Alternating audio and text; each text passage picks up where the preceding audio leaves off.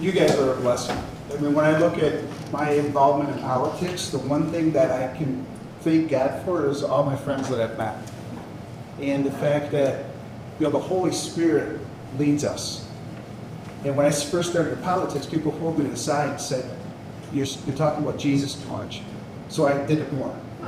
Then it's great to come to a GOP meeting where God is being put first. I mean, because when we run out of hope, it's the end of us. Like, even though we know what's going on, we have to use our faith. We have to walk forward, just take them leaps into uncertainty. We know that God's going to catch every step. My commitment to solving the elections is why I got involved with politics. It has brought me to some amazing people that are following the Holy Spirit. It is, we're sitting here, you show up today, and he's just like, well, that didn't work out. You got a group of people I can speak to? Because they want to share their knowledge. Because we're so suppressed, we're trying to get the news out there, that it's up to you. So, meeting Professor Clements was probably we met outside of the Reawaken event. We're walking past, and I see him and go, that's the professor that I want to meet. That's the guy. That is the guy. So I go to walk around, and Jeff comes up, this guy I never met before, and he goes, he doesn't have a place to stay. He doesn't have a ride home. The planes aren't going to let him fly back to New Mexico. And I'm like, well, we got a place you can stay at. He goes, well, go tell him. So I go up, and he says, hi, I'm a friend you haven't met yet. You got a place to stay? He's like, yeah, we're working that out. They were staying with Jeff. I go, well, if you need a ride back to New Mexico, I'll drive you there. And we stayed in touch for that little bit. Then he put me in contact. He put me in charge of election, what was his name? The telegram thing? Is it Michigan Audit? Michigan Audit Force. Yeah. And I'm working with his wife on that. I have no idea what I'm doing. She goes, don't worry, somebody will show up. And then this guy on the internet is like, starting to bark out orders what people should do. That was Dan Hart. So it's like you can start the pieces of the Holy Spirit when you look back and you see how he's moved, in your life. And I can't tell you somebody that I know that follows the Holy Spirit, because I rode with you for 3 weeks and worked with you on Let My People Go. Ken back there is the guy that put that together. I mean, everything that I see that we've been working on and working through, the Holy Spirit has been involved in it. And then I met Jeff Lenberg down in New Mexico. He's the first guy that I took a selfie with. Wow! Because he was like on the deep state's most wanted list at one point for the knowledge that He's the first guy that wanted to take a selfie with me. I just asked his wife, and that's why to take a selfie with you. It's just been a blessing to be a part of this battle. And, we got to be grateful even for our defeats, because, what do we pray? Let thy will be done. It might not be what we want, but it does lead to what is most important, and that is his will being done. So with that, I'd like to introduce Professor Clements. I'll make Jeff pictures of Lenberg. this guy. Okay. I think we'll just keep getting better and better. Thanks for coming at short notice, too. Yes. I actually recognize some of these familiar faces from Marlanus. I know I saw that gentleman, so I'm terrible with names, but I'm pretty good with faces. And the whole reason why tonight happened was because we were actually obligated for a trial that was taking place in Pontiac concerning Stephanie Lenberg and Matt DePerno and Claire Rendon. And these were 3 persons that had questions, like many of you did, over whether or not your machines were defective. And if you're not quite sure who Jeff is, Jeff was the guy that did a test in Antrim County that revealed the 7,000 votes being shifted from Trump to Biden. And I didn't even know who Jeff was at the time. I didn't know that he lived in the same state as I did. But as we've all kind of had these providential encounters, Jeff was the first person that I'm aware of that worked for the good guys that was able to look under the hood at various components of the election system. So if you've seen the film, you know that you kind of have to break things down into the poll books and into the tabulator and into the election management system, and you have to look at the jump drives, and there's all kinds of different moving parts. And but they made findings that showed subversion of Michigan tabulators. Not guesses, not hypotheticals, it's possible, it happened. And Bill Bailey was the plaintiff in that case. He recently passed away, so we give our best to his family, because apparently he was a kind of a wild, kind of hippie child that had enough fight in him to get the ball rolling. And as a result of that lawsuit, the court ordered access to the machines. Now, this is what happened. Other people were interested to see if whatever happened in Antrim was possible in other neighboring counties throughout Michigan. Team Evil, the Deep State, whatever you want to call them, Jocelyn Benson and the Witches' Coven, they obviously didn't like what was happening, and there was a subsequent case that retroactively created a requirement that absent a judge's order, you can't access these machines and test them. So it's a retroactive application to make something that already occurred illegal conduct going forward. And even then, you still have statutes on the books that apparently give the townships and people authority to look for the accuracy of your voter rolls. So a lawsuit, not a lawsuit, but a prosecution was farmed out to D.J. Hilson, who's the special prosecutor up in Muskegon. And if that sounds familiar, Muskegon in 2020 was a setting where massive mail-in ballot fraud was taking place. There were people that found like silencers and guns and ballots. This all happened under his watch. The clerk was actually working with law enforcement. It went nowhere. And this is the guy that was handpicked by the Attorney General, Dana Nessel, to prosecute people that helped you get answers about your machines. And quickly, though, they have to figure out how to build their case. And one of the ways that you build your case is you turn witnesses against people. And there was an offer very early on to talk with the technical geniuses, the experts like Jeff Lenberg, like Jim Penrose, like Cotton, and several others. And it's almost like this deal with the devil that they're offering. Hey, you don't have to worry. We'll give you immunity to testify. Those stinking attorneys, they really did something that they shouldn't have, and obviously we don't think that you had any bad motives. They should have known, they should have warned you. And there's this Faustian deal that's being presented to get the experts to testify against these attorneys that filed lawsuits, that got access to the machines, and that's the basic layout. Well, that was set for trial today. Long story short, there was a piece of information that surfaced yesterday to one of the attorneys. They filed a motion. It was continued. And so we were going to be busy this week working on the trial, and instead we had a free evening. So here we are. The things that I want to at least tee up for Jeff to tackle that are Michigan-centric are as follows. Jeff was one of the individuals that early on noticed that there was a type of programming that treated your Supreme Court races a little bit differently than where he saw in different places. And you can ask him questions about that. But the reason why this is so important is think about your lawsuits as the GOP in challenging anything that's related to election integrity. You've got a trial case, you appeal it. At some point, it's going to go to the highest court of your state. And prior to 2020, you had a Republican majority with your Supreme Court. Now, so you start connecting the dots, different programming, treating that race different. A well-known Republican Supreme Court justice who was actually there for quite some time, had great name recognition, was ousted in favor of this no-name person that's been in the news recently. Now, I don't know, I can't recall the justice's name, but there was a report that she received about $86,000 or $87,000 of PAC money in donation during the lead up to the election from Jocelyn Benson.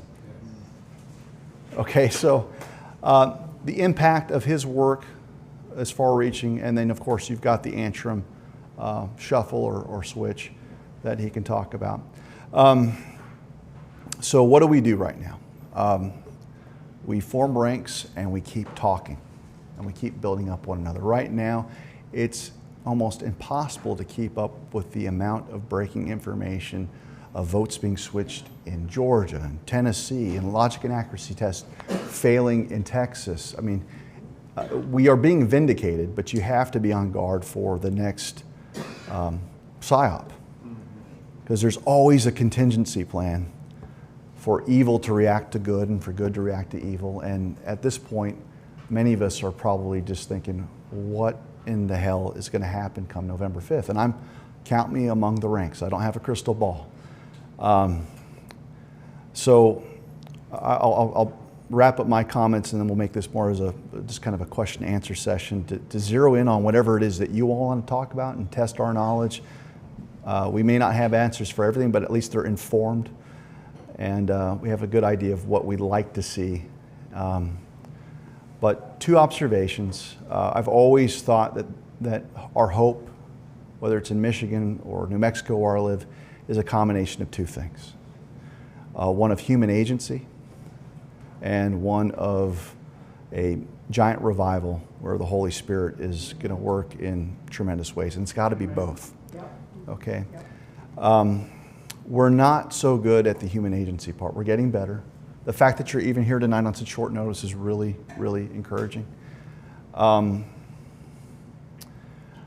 so some of the things that we try to pose and let my people go was touching on both of those concepts. One is the Gideon 300. In fact, 2 days ago, there was a hit piece from the USA Today that yours truly was the front page guy that was photographed as raising a domestic terrorist army of people that just don't want you to certify defective machines or defective processes. That makes me a bad guy.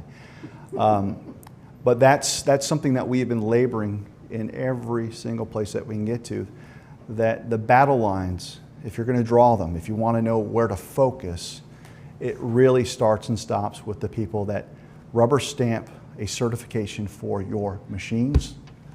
Because it's not Jocelyn Benson that signs the paperwork that says your tabulators are going to be used.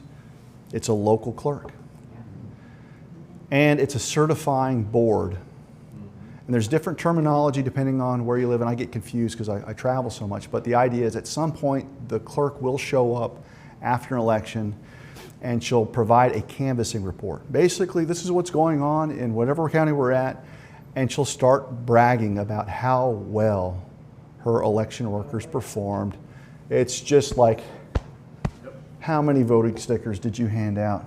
100? Give her a round of applause. 100 voting stickers. How many of those Sharpies did you hand out that can actually screw up all kinds of things? Oh, great, 200, give them a round of applause. And at some point, there's going to be a yes or no vote that's taken by that canvassing certifying board to say, yes, our canvass is accurate, it's true, and therefore we can send off our results to the Secretary of State. And the Secretary of State will come basically amalgamate all of the different counties' results, and it will go on to Congress if necessary, depending on the year. And so if you can convince that clerk and that board of 3 to 5 people to dare to say no to certifying a defective process or a defective machine, you've got power. Because no judge can coerce you into signing off on something that's fraudulent. It's that simple. And right now, the big push in all of these cases that are being heard right now is some corrupt judge like in Georgia just happened. What are they saying? Even if you find fraud, it's purely ministerial, you have to certify it.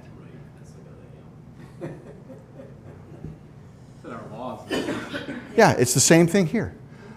But you know, someone who's taught the law, I'm telling you right now, anytime duress is added to a function, it's unenforceable. So the appropriate posture for all these people going forward is to say, no, you never have to align with fraud. You just don't. And so the test of our country going forward is in 3,147 counties, are people going to start saying no to coercion, no to duress? And the beauty of that is if you say no, the whole thing implodes. And I've long maintained that I think that this whole thing's going to fall apart quicker. And I think it's going to happen November 5th. I truly do. I think the whole thing's just going to implode. Or before? Well, it's already imploding now, but it's going to be a problem. So maintain focus. Don't think about things that are outside of your bandwidth. Something that's within your bandwidth is your backyard, that clerk, that canvassing board. And you need to have laser-like focus on constantly going on record before them in their meetings, confronting them about maladministration.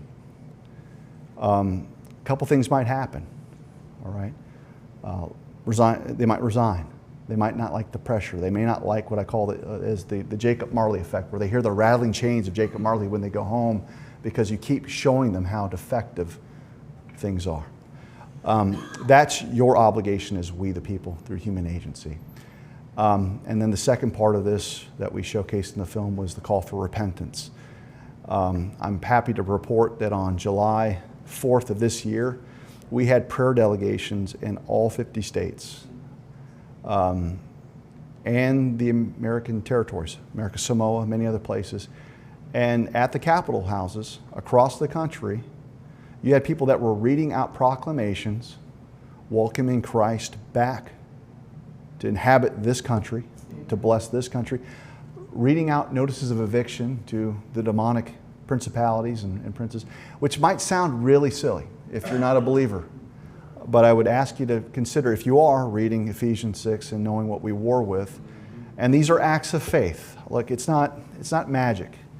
It symbolically represents our commitment as the American people to God Almighty, that we take what you say serious and we do repent as a nation. We do want our land to be healed and basically take this as an offering of faith. And I think some remarkable things happened after we did that. Whether you're cynical or not, two massive developments occurred. Number one, Elon Musk, with about 200 million followers, had a change of heart. And he's saying, get rid of the voting machines. That's amazing. And then, I mean, you can't understate the fact that the largest social media platform is now saying out loud what you all have been saying for 4 years. This is different than Twitter 4 years ago. And number two, biggest criticism of Trump, and I know it's a little bit more sensitive here because, look, he hasn't been endorsing the right people here. I know that. You know that. And my heart goes out to people that have run through brick walls for him only to see deep staters reconsolidate their power in Michigan. I get that. And we can probably answer questions tonight on insights, but I will say this. He's been known as the guy that has very little humility with the mean tweets and everything. And on a fateful day just a couple months ago, he was brought to his knees. Okay. Deuteronomy 15:17, when a slave has paid off his debt, he can pledge himself to his master freely, of his own free will. And the way that it would be signified is you'd take him to a door frame and you put an awl through the ear. So God got Trump by the ear, brought him to his knees, and he got back up, I think, a different person. His countenance is different. Maybe he's not all the way where you want him to be, but there's something biblical and supernatural at work. And it's the convergence of these two things, human agency and God's power, and all he's looking for from you all. You don't have to solve it all. Just perform a task every day that he calls you to do, and trust that he's working through tens of millions of other believers every day, every minute. And that's the message that I want to give you.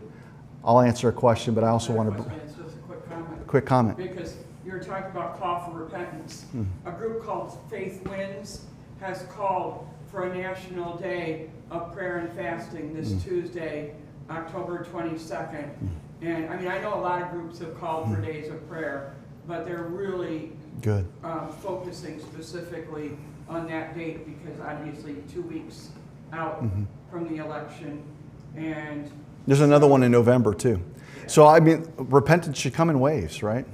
And so that's great. So with that, my focus right now is to continue to try to give you guys reinforcements, whether it's national partners that you can always run ideas by, with the idea that at some point, if we prevail and we get rid of the defective machines, let's say that even Trump, if he waved a magic wand back in 2021 and got rid of the machines, had the National Guard, you have to be honest with yourselves that we, the people, weren't ready for the handoff. We wouldn't have known the degree of subversion for this architecture we've been using.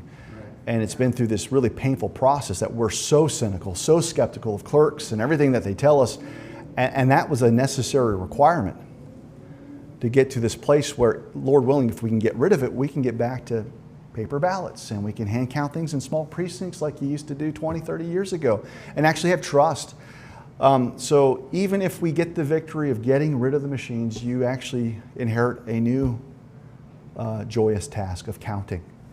And then you've got to have the resolve to keep doing this and teaching the next generation. So this is a generational challenge that I think we'd all welcome if we could just get our country back. So with that, I'm now going to introduce Jeff and maybe provide just a couple insights that you may not be aware of him, but his career was largely in nation-state vulnerability testing, nuclear deterrence, a guy that looked at satellite operational capabilities, high-level classifications like the highest you can have as a civilian, and someone who providentially had access to things that most people, even if they had access, wouldn't know what to look for. And so most experts that you have talked to, whether they're clerks, experts with the vending machines, they will typically look at a checklist of things that you go through to ensure that you've got compliance. A nation-state vulnerability expert doesn't do that. He actually looks at everything that you don't look for, that you don't check off, to think of ways that you can subvert and undermine the system. And it's with that gift, Jeff has basically been a part of a close team, whether it's prayer, whether it's technical work, over the past 3 years. And so he's here tonight. So I'm actually going to become less so you can become more. And you can ask us any questions that you want, and we'll stick around as long as you've got questions.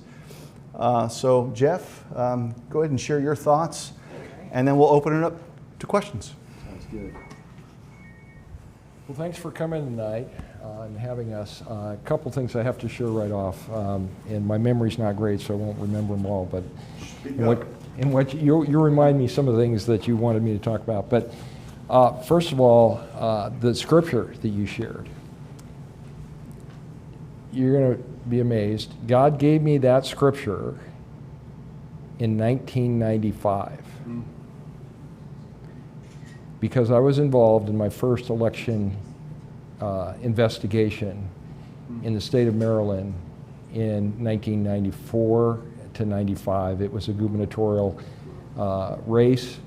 And do I need to speak up? Yeah. Okay. It was a gubernatorial race in the state of Maryland in 1994. And it was a Bible study. And a guy in my Bible study said he was very good friends with the candidate who was a Republican, who late night we saw this shifting of the votes. She was ahead by 6,000. She had won the state. She was going to be the governor.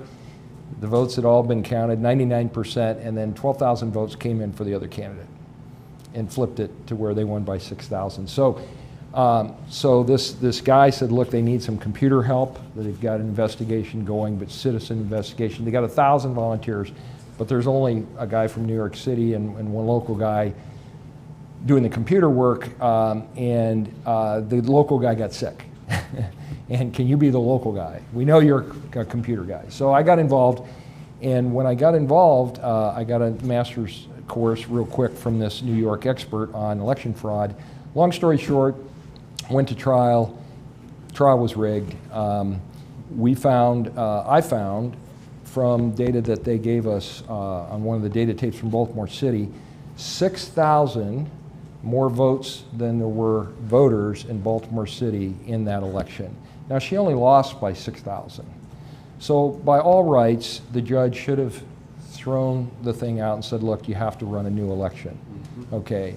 But a Republican judge did not do that, okay? He would not allow, sound familiar? Would not allow our evidence into the courtroom. Rejected it, okay? So I've seen this before. The U.S. attorney sued the investigation, okay? So the DOJ came after the investigation, sound familiar? They actually opened an investigation on me and the local office there. I ended up inheriting all the data after the election, and I went to, well, look, they began to intimidate me. So I was getting some threatening calls. I was getting followed. My phone was tapped. And I had a bunch of evidence. So I went to the FBI, and they kept me anonymous, but they opened an investigation. The FBI, the local FBI, actually opened an investigation. To this day, it's not been said who was the source of the information. I was the source, okay? And so they opened the investigation, and it ran for a few months, and then the DOJ in Washington shut it down. Okay, they shut down the investigation, and the local agents informed me they were not happy about that they got shut down. In any case, that was when the Lord gave me that verse, and I remember praying at the time. I said, Lord, what does this mean? You're telling me that what you've whispered in my ear, I'm to proclaim from the rooftops. I went, okay, when, how, okay.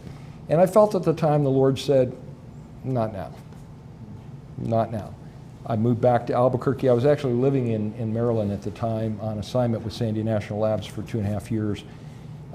That's another whole story I won't go into, but it's part of the experience that helped me with what I've been doing on this.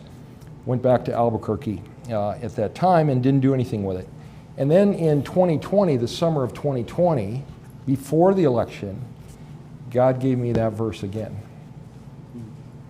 And He's given it to me multiple times. So the only reason I did what I did in this whole thing, I spent an entire year, a whole year, full-time, stopped everything I was doing, gave up a $200,000 contract, okay, spent about $60,000 of my own family's money to travel places in the country to answer one question. Is our election system compromised or not? Because if it is, we're in really deep trouble. And prior to 2020, I really assumed it was fine. I knew there was cheating going on, but I thought it was all, people doing things. But if the system is compromised, we're toast. So I spent a year researching that one topic. And I got to tell you, after a year of being in Pennsylvania, Georgia, Washington, D.C., New Mexico, Arizona, and Michigan, involved in investigations in all those locations, I can tell you with certainty that the system is completely compromised, every aspect of it from top to bottom. And they do not want anybody to find out about this. And that's why they've worked so hard to compromise any investigation. They've twice tried to indict me. So this Michigan case, I was one of the targets, one of 9 targets. The entire election investigation team in Antrim were targets of the investigation. Now, why do they do that? The reason they do that is they have no defense. They have 0 defense. So what they have to do is go on the offense. And they project on you the crimes they've committed, and they go on the offense. Lawfare, threaten to indict you, convict you, put you in jail, cancel you so you can't get any work. They've done that to me, by the way, because the Washington Post said I'm a bad guy and CNN said I'm a bad guy. So, one of my consulting contracts, they looked me up and said, we can't use this guy. He's in trouble with the government. Why? Because the Washington Post said it? Because CNN said it? You know, no one has indicted me, no one's convicted me, no one's tried me. Why am I in trouble with the government? Okay? And the 4 times that I have potentially been brought forward to testify, 3 of them, including this is one of them, where I've showed up in the location at great expense to be there to testify, they've delayed the trial so that I can't testify. I'm starting to think that maybe it's me, that the reason they don't want these trials to go forward is because they don't want our testimony. They don't want any expert to explain how compromised the entire election system is. The architecture is compromised, the implementation of it is compromised, and the operational use of it is compromised. Okay, I have firsthand experience on every one of those things in multiple locations. It's completely compromised. That's exactly the opposite of what you're told in the media. It's safe and secure, it's secure, it's secure. They've convinced all of the election supervisors, and I'm not saying they're bad people, but the mainstream, voting machine companies, and the mainstream media have convinced them that there's no problem here, nothing to see, when we've got a completely compromised election system. And it's been that way, I hate to tell you guys this, it's been that way for a very long time. It did not start in 2020. Correct. I have data going back to 1990, okay, that shows it. That 1994 case that I was talking about, I had the database for Baltimore City. I had all the databases for the state of Maryland, and I inherited those. In 1992, there was a presidential election. They testified in the court case that they had not purged the rolls the way they were supposed to. So the election supervisor in Baltimore was pointing at the technical guy. They were pointing at each other as to why they did not purge the rolls. But everybody agreed they had not purged the rolls, okay? So what happened in 1992 when I looked at the database? Remember the Bill Clinton first election? Yep. In Baltimore City alone, 20,000 more votes cast than there were voters, with a population of votes of about 200 to 250,000. Guys, that's close to 10% of the votes. Think about the implications. If they did that in Atlanta, Philadelphia, Detroit at the same time, I'd say likelihood's pretty good that they probably did. If you remember, Bill Clinton didn't get 50%, right? We had a third-party candidate, Ross Perot. There's a really good chance that Bill Clinton did not win the 1992 elections, that he was installed in 1992. And H.R. 2, when he got elected, you know what it was? It's the Motor Voter Law. It's the National Voter Registration Act. That was H.R. 2 under Bill Clinton. And they got it passed, and it went into effect. And as soon as it went into effect at the beginning of January 1995, they passed it in 93, the voter rolls began to bloat. Why did they need to do that? Well, they can't have what happened to Bill Clinton in 1992 when you've got a whole bunch of votes without voters. You need to bloat the rolls so that when you stuff ballots in, you have some boxes to check, right? To cover for those votes. And that's what's going on right now. The reason they bloated up with illegal immigrants and everybody else, people that have moved away, people that have died, and so on, is you need a huge pool of people who have not voted so that they can use their computer programs to go in. When they stuff in 100,000 ballots, they need 100,000 places to check and say they voted, right? They've got to have those things relatively closely matched. Not perfectly, but they've got to be in the right ballpark. That's why you wonder for all these years why we'd get like 60% turnout in elections. Everybody goes, why can't we get a higher turnout? You know, this is America. Why are we only getting 55%, 60% turnout? Well, the answer is they bloat the rolls with lots of people who are never going to vote because they don't live in the state anymore. Okay, in the state of Maryland, we found over 40,000 people who had years before moved out of the state and they were still voting in the state. Okay? That's how they do it. All right? So anyway, So that was the first thing I was going to say, is that Matthew verse really resonates with me. It's funny that you brought that up tonight, or God's providence that you brought that up tonight, because that's the verse that really motivated me to stick with this and do what God's calling me to do on this. The second thing is, you talked about the wonderful people here and how, you know, God is working. And I got to tell you, I was just in Louisiana working on a case down there where I was supposed to testify twice. I was there 2 different times. Both times, the state got it delayed. They pulled shenanigans to get the case delayed. But the people down there, you guys remind me of them. Wonderful group of people. We had 40 or 50 people there. We in the lobby of the courthouse, okay, in Baton Rouge. We gathered. We had a black preacher who led us in singing, led us in prayer. We had another preacher there that led us also. So we were singing and praying in the lobby of the courthouse. It was so amazing. And the people were just wonderful. They laid hands on us. We prayed. And God, even though I didn't get to testify there, once again, that case was not killed, which they expected to be killed that day. I think God is going to move it forward, but in His time and in His way. So that's the other thing I was going to share. Someone was asking me earlier about, you know, do we have hope for what's going on right now? Because it looks like they're doing all of these really bad things, which they are. The evil's being revealed.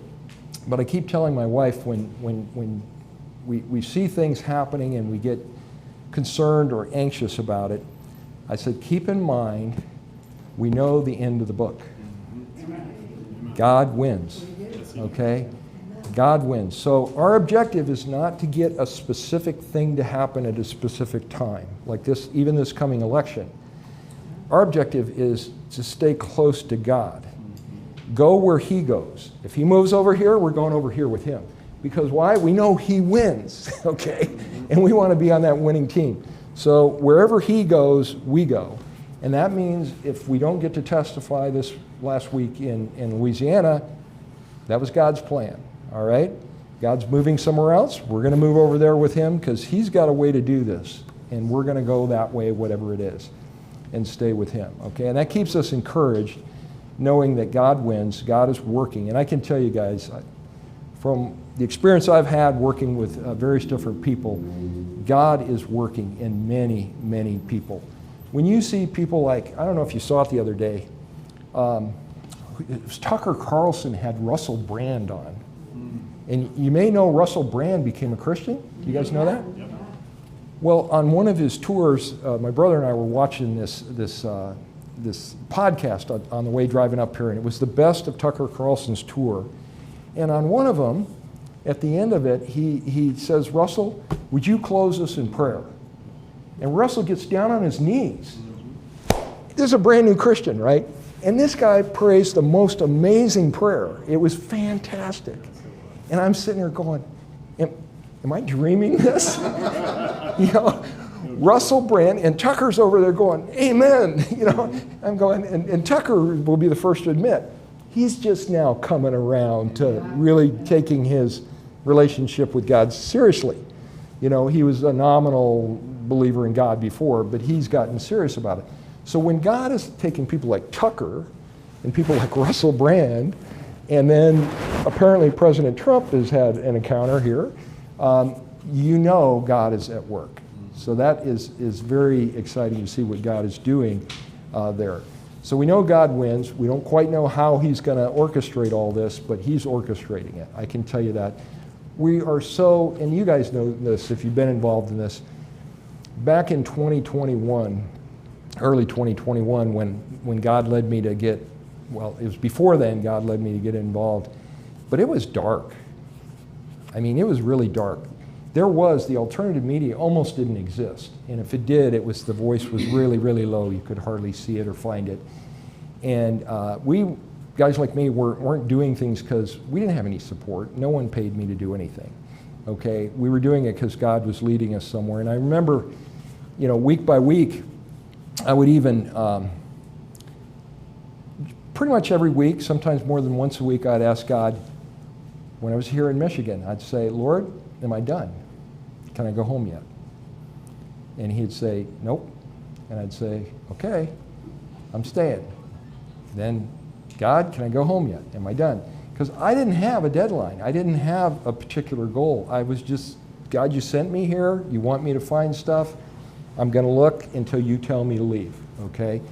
And I say all that because now this leads into the Mary Kelly situation. Okay. Well, before you do that,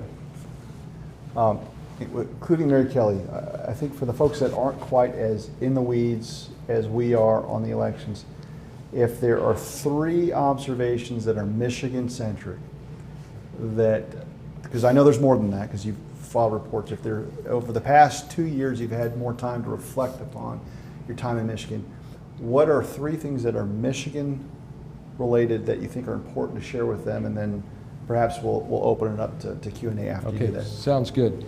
So I'll do a couple lesser ones and then do the Mary Kelly as the third one, because that takes a little bit more explanation. But you know, the surprise for me in looking at the election system underneath the hood was, again, I was just trying to decide, is it compromised or not? Is there anything that looks funny or not? The problem I had is everything I looked at was compromised.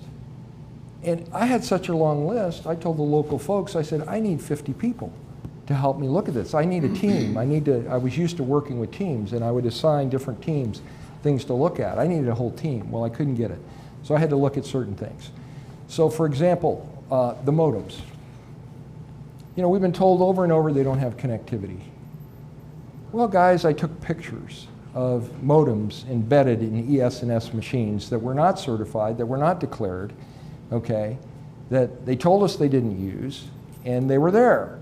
Not only were they there, when I printed out the system log for the 2020 election from the ES&S machine, it said modem initialized, after they closed the polls, modem initialized, this file has just been transferred, here's the file name, here's how long it took, the date and time of the transfer of the results over a cell phone modem to supposedly the county, okay? Do you see a problem with this? Guys, cell phone modems are 2 ways, all right? It works both ways. They communicate back and forth, not just one way, all right? When I would go to Africa, I've got a small business in Kenya, I would go down with a hotspot. I'd spend $1 or $2 on a SIM card, plug it in, look online, the name of the vendor down there is Safaricom. I'd buy a Safaricom SIM card. The password for their network is online.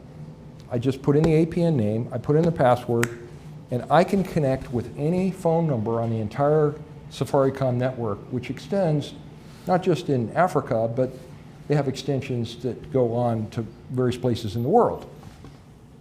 Well, that's what's inside of your tabulators, ES&S tabulators, in a good chunk of your counties in Michigan is a cell phone modem, and we found the APN name. I'm not going to give it to you, but we found the APN name.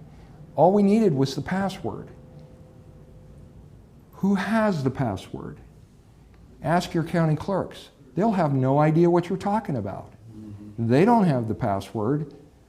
Who has the password? The voting machine company. Their security, I can tell you, is so crappy, everything I looked at was crappy. I mean, when they have a technician password of 1, 2, 3, 4, 5, 6, how well do you think they're protecting the password to that cell phone modem?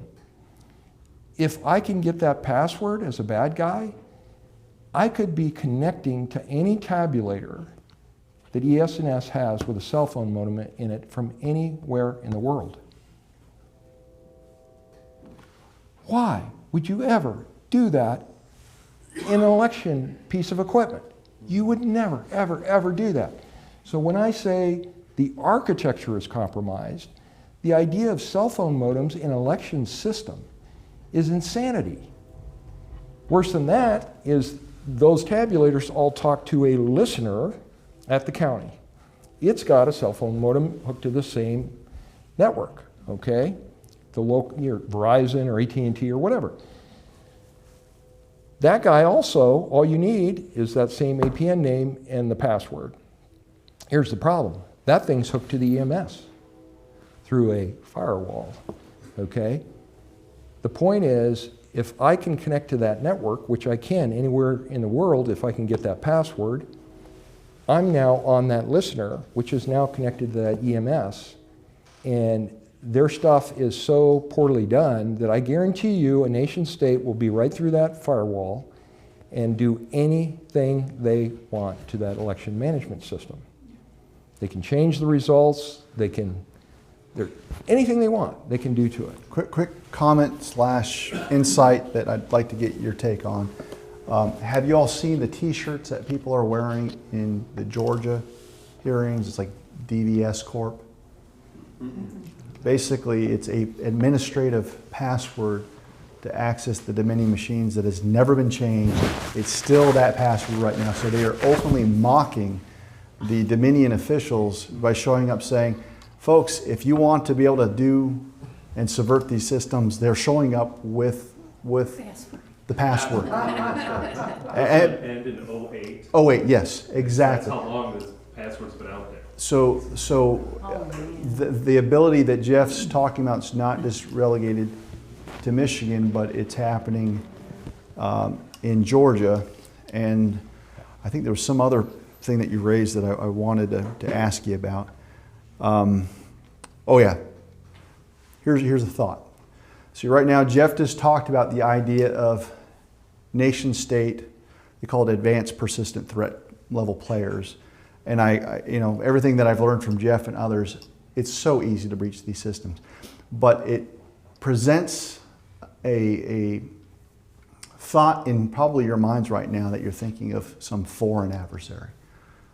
Okay, China, Korea, and all that's possible. I've come to the conclusion, and Jeff knows how I feel about this, but I want you to give your thoughts on this, that breaching a firewall, I think, is the wrong way to think about how the American system's being subverted. Because as we research the architecture, the Department of Homeland Security has basically created the system, which means they don't have to breach the firewall. They actually live behind it already. And so just as you're sitting there, I don't want you to think about exclusive this idea that some guy that's wearing a communist uniform's typing on a keyboard and flipping votes. It's actually worse than that, because if your government hates you and they hate MAGA, all of the protections that they're telling you about don't apply to the deep state. So they've got the integrated software that's internet connected where they can monitor data real time from voter rolls to election night reporting. And that also means they've got the ability to adjust that data. So thoughts on that, Jeff, and continue on. Yeah, what he's saying is absolutely true. And I'll add to that. That password that you mentioned is an administrative password to go into the Dominion software through the Dominion interface. You don't even need that. Okay, why?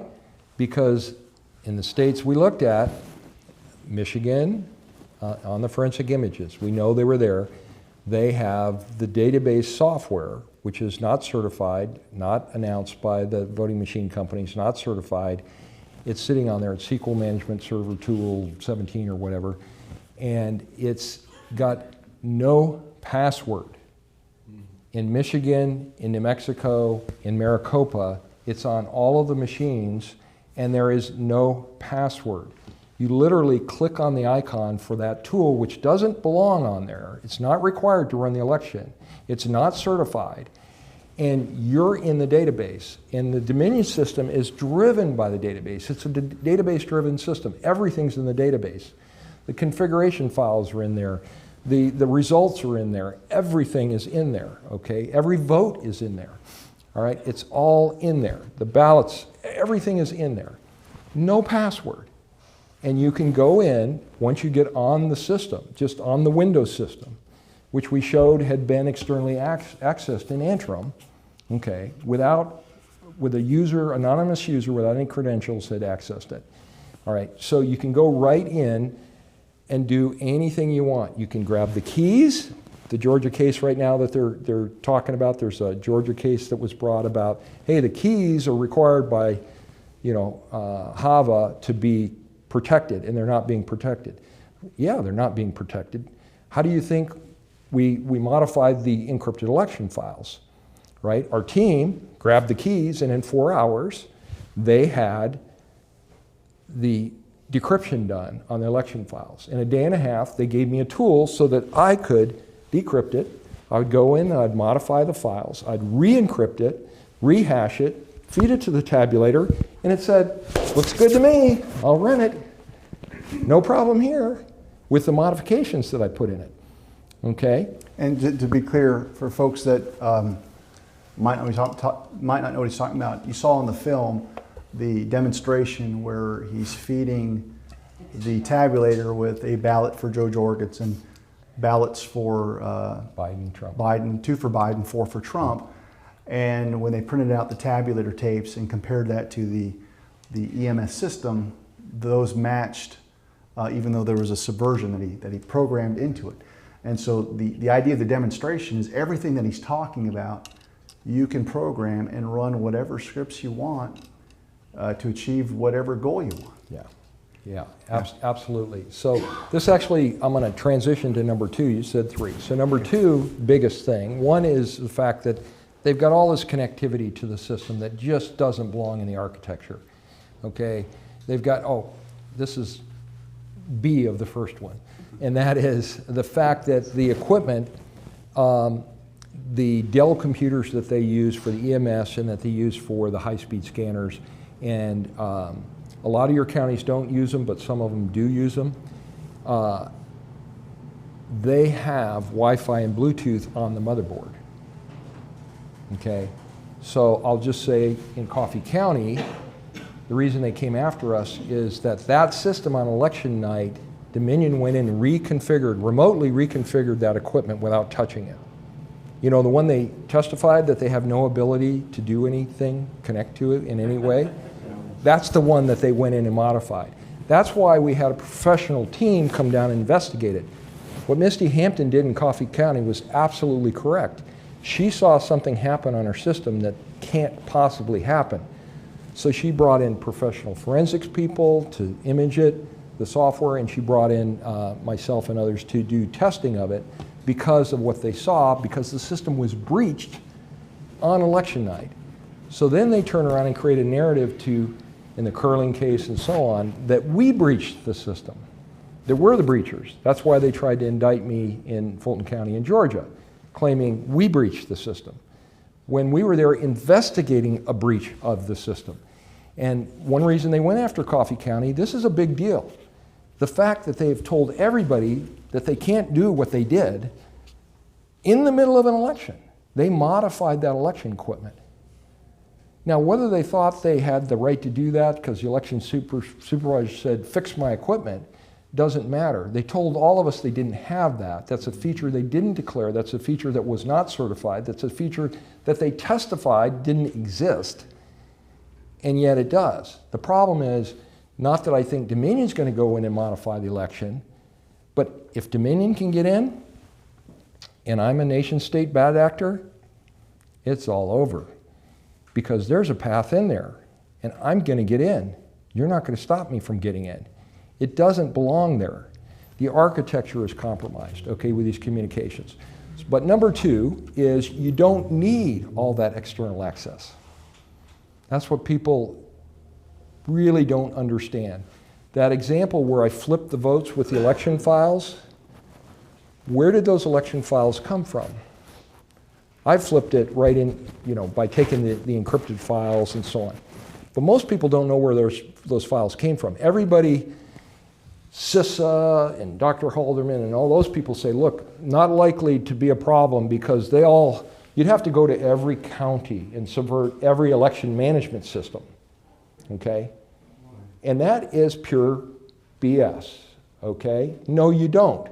Because in almost all cases, those election files don't come from the county, ultimately. Yes, the county burns that USB stick or that SD card or that compact flash card that goes in the tabulator most often, but they didn't create that election file. It was created by a third party that works for the voting machine company. They might not even be in your state, and they created that election file. Now, do I think the guy creating the election file was bad? No. What are they doing? They're using a single software package called Election Designer. One comment, because you guys have to be cognizant of this. Many of your clerks will tell you that they have custom software that they develop in-house. It's not true. So there's got to be a root source of basically the files that Jeff's talking about. And what usually happens is, depending on what they pay for, on things that are part of a suite of products, it's given a fancy name, but it's basically the same program. And so when they tell you that, it's almost to lull you into a sense that, oh, wait a minute, you're generating this, you're doing it. None of them have the technical capabilities to do that, number one. But so in New Mexico, it's service, I think. It's basically the total vote package, but we call it service. Total vote's used in Arizona, but it's called something else. So watch out for the trap where someone says, well, you don't have to worry about that because we actually generate the files. It starts from the vendor, right? It starts from the vendor. Each vendor, each of the major vendors has something Dominion calls Election Designer, okay? So those people who say, oh, well, we program our own elections, right? Yep. Louisiana says that too. Secretary of State says, look, it's safe because we program our own elections. Most of you guys in Michigan do not program your own elections. Our county does. What's that? Our county claims. Your they county do. does. Yes. Okay, that's good. We have part. What's that? Part InterCivic is our. Okay. But let me tell you what they're doing when they say they program it locally, even though most of you in Michigan don't, because I see that in the log file. Dominion, 18 different counties or something like that. One of the expert witness reports, all programmed by the same vendor that programmed Antrim. All right, but they have an election designer package. So when they say they program it, all they mean is we didn't hire a third party to put our candidates and our races in.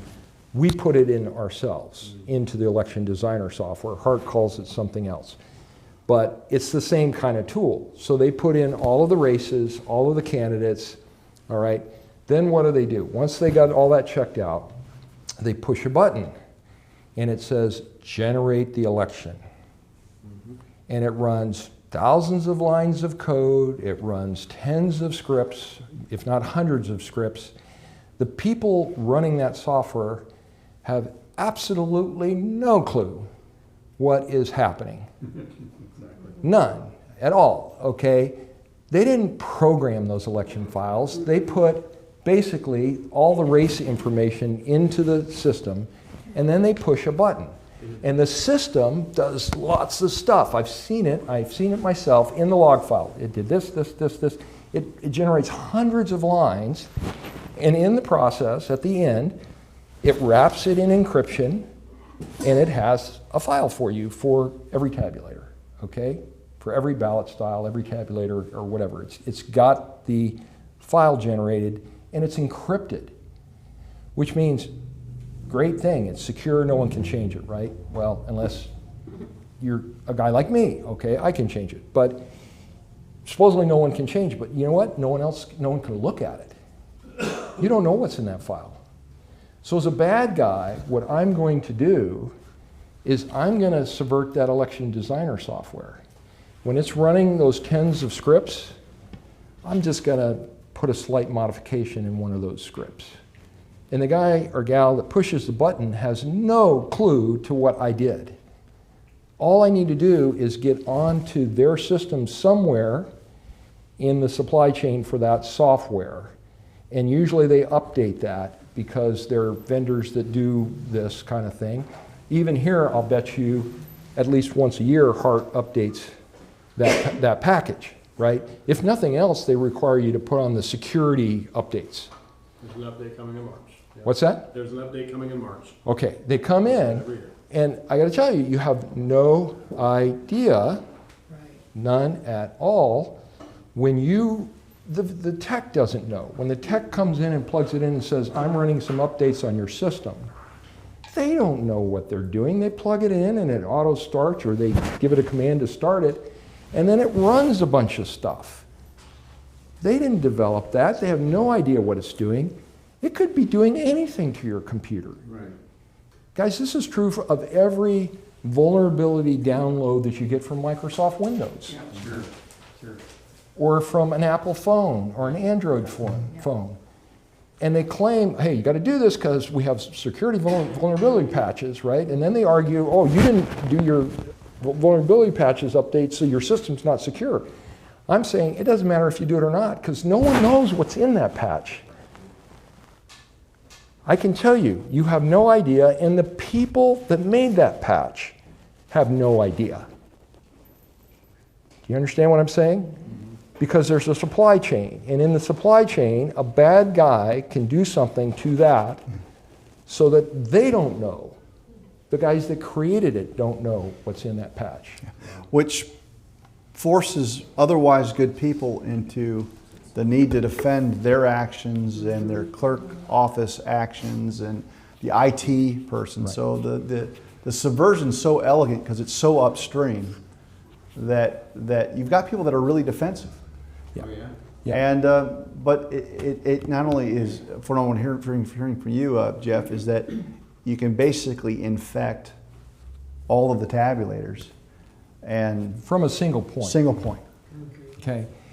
And the other thing that I want to highlight with this is that this also means that internet capability is really not as important. It's important, but everyone gets caught up on whether you've got modems. If you subvert that single point, you can have a hardened, closed system architecture, have the tabulator behind closed, locked doors, have someone with a gun, and there doesn't need to be a hack because the manipulation of the hardware is basically in place. It's almost like the clerk is loading their murder weapon and not knowing it. Exactly. That's what I'm trying to say. The architecture is such, guys, and this is related to the false myth of the air gap, right? That's the big defense they have in Louisiana, is the air gap. So, in fact, I got to tell you, Yeah, I got to do. tell them the funny This is story. great. So, I was just in the courtroom down there, right, and for this case, and they're arguing over the first exception or whatever. And the defense attorney, this woman for the state of secretary, a very well-known, good attorney, I'm told, but works for the Secretary of State and is doing what she's told to do. So she was trying to argue about how great their security was. And her number one point was the air gap. And when she said air gap, we had 40 or 50 people on our side of the courtroom.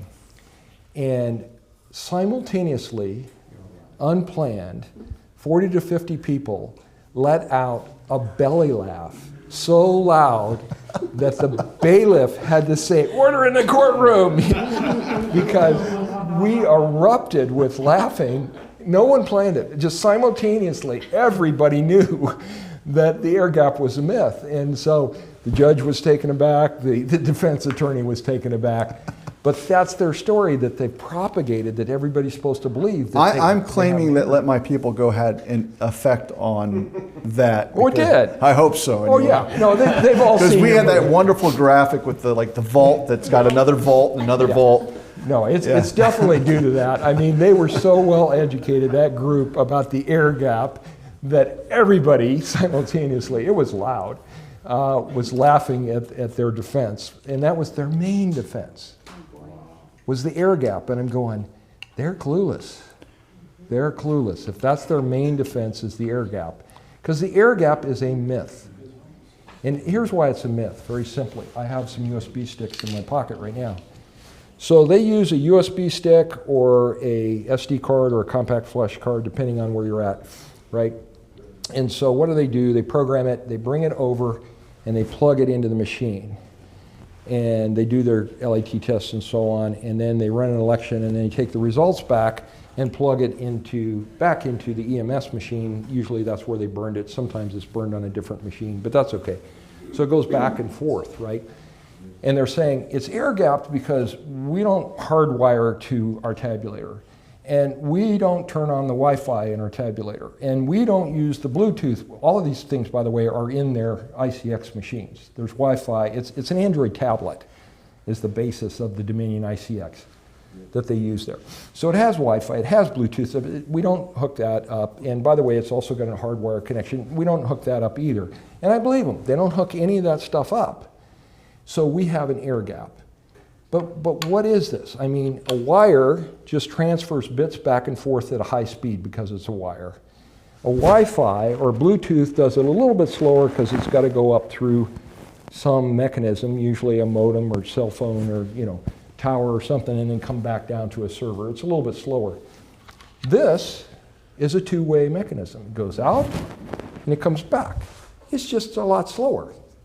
That's all it is. It's a matter of speed. There is no air gap. This here bridges the air gap. So the only way they'd have an air gap is if they never put anything in the machine. If they never stick anything in the machine, then I might believe they have an air gap and all the other stuff is disabled and never connected. But that's not what anybody does. Every one of them programs that machine with something and then takes results away and plugs it in over here.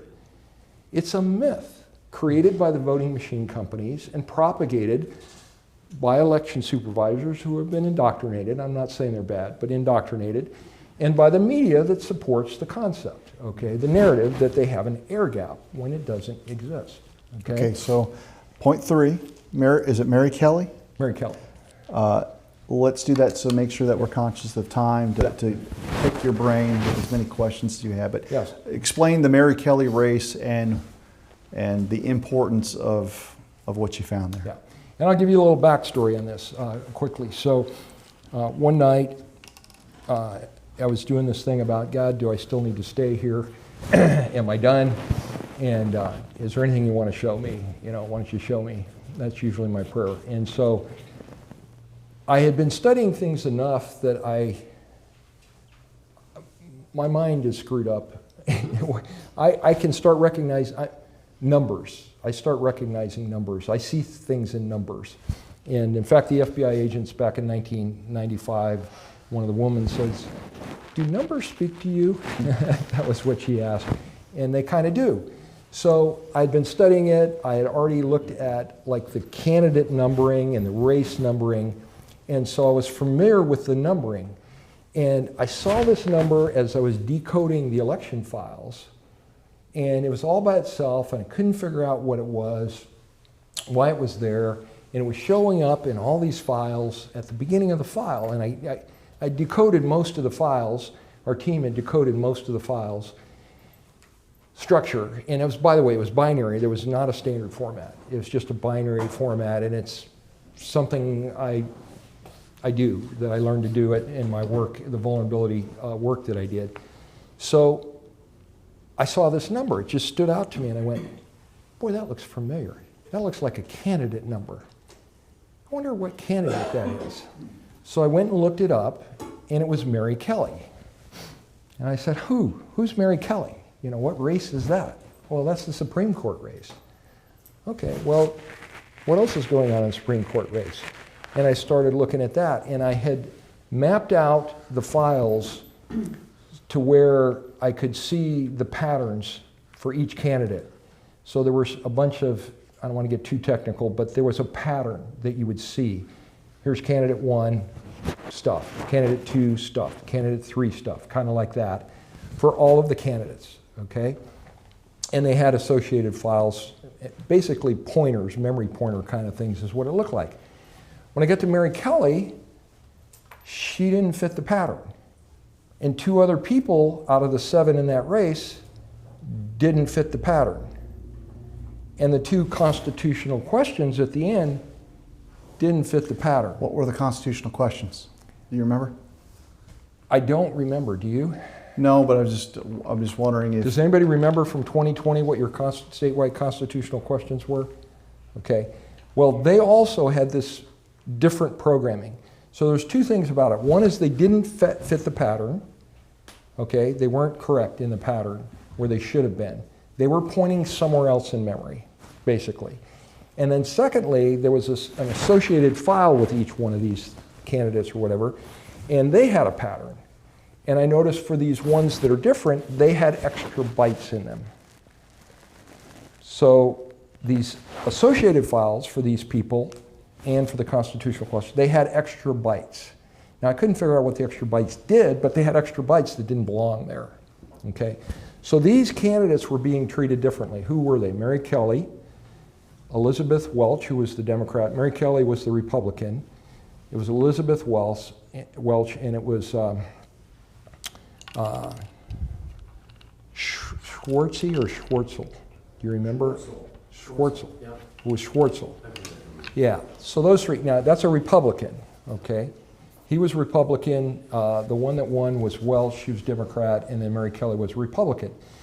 And then I looked at statistics across your entire state in all the different counties, and what I discovered was something interesting, and that is, I know judges are supposed to be nonpartisan voting here, right? But everybody knows who's a Democrat and who's a Republican, right? But so what I did was I took the Democrats that were running and the Republicans that were running, and then there was a couple that were kind of independents in there. There was some others. But I added up basically the Republican votes, I added up the Democrat votes, and what I found was your counties, you had people voting for the Republican candidates like Trump and your other Congress and senators, and they were a certain percentage. And what I found across your entire state was that for the Supreme Court race, there was this shift that occurred, where if they got the same percentage that the main candidates got in the Supreme Court race, then the Republicans would have had 24% more votes. It was a big shift. In other words, you had Republican counties where your Republicans were voting more for the Democratic candidates than they were for the Republican candidates. And in 2020, that's hard to believe. Do you see the problem? Yep. All right. So when I looked at these three candidates, what it appeared to me they did was they took a bunch of votes away from Mary Kelly, and they split the votes and gave them to Schwartzel, and they gave them to Welch. They split them between those two. Well, what did that do? Well, Schwartzel wasn't getting enough to win anything, so it just siphoned some of the votes away. But it gave Welch enough to get over the top of Mary Kelly by doing this across the entire state. Now, let me ask a question, because Joel, you mentioned some of your observations with some races. Aren't you finding that you've got lots of people that are showing up that have no ground game, no signage, Yep. and then miraculously Yep. they're getting either siphoning huge amounts of votes out or outright winning? Yep. And so this gives you a hypothesis to work with. If you want to look at this from a larger, I guess, framework, I have to wonder that these guys, if they're this systematic in getting down to the bit and byte level to subvert things, that they know they can't overplay their hand and attack every race. But this tells me that there was a big emphasis on the court structure.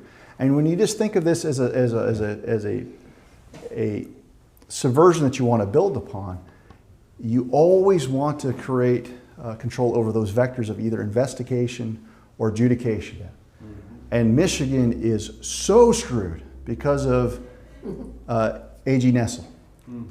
So you've already got the strength of the law, and all that was left was to make sure that your judiciary, at some point, even if you've got honest district court judges, remember they have to go through the appellate system. So you might have a guy that's a great Republican judge, has your values, and actually gives you a great ruling. They appeal it. At some point, it's going to get back to this next gatekeeper. Yeah. And that might have been the victory to basically close the last place that you had some hope was the judiciary. And that's done. Yeah. Which goes back to why I keep saying from the ground up, you've got to have people that can say no at a certification level. Yeah. So let me add to that. First, I'll finish the constitutional questions, and then I'll take off on what you Was it just said. marijuana, you think?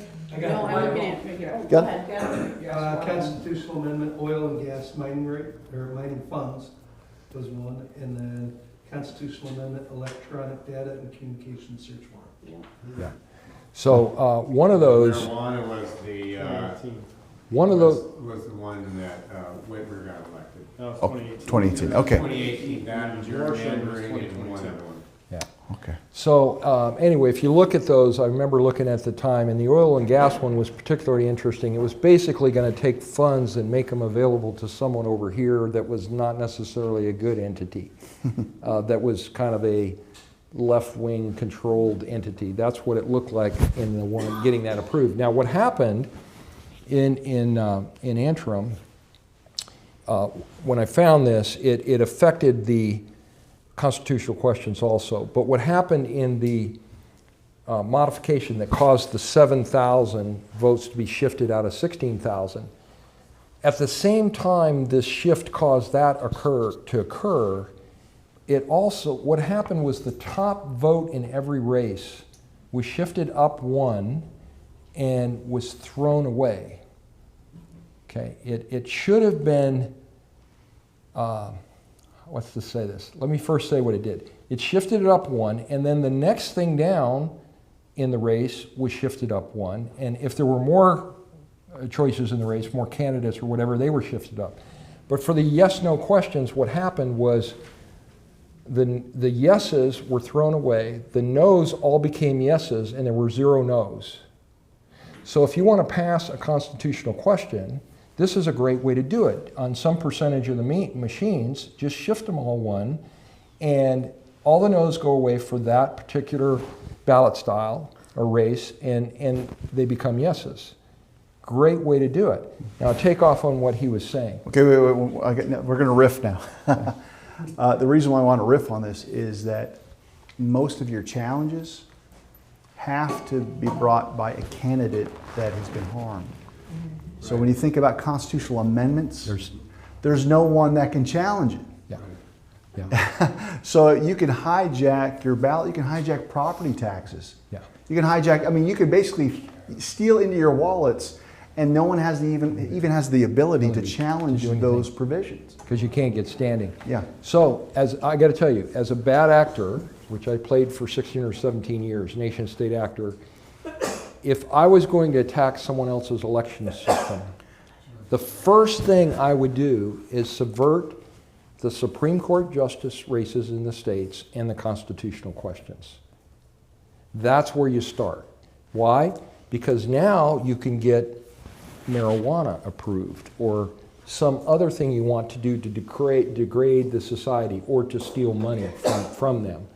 Then when it gets challenged, it's going to go to the Supreme Court of the state and they're going to uphold that nonsense. That's where you start. So I believe this subversion is actually a legacy subversion. Keep in mind, this thing is so wide open that nation states would be foolish to have not been subverting our system for years. Okay?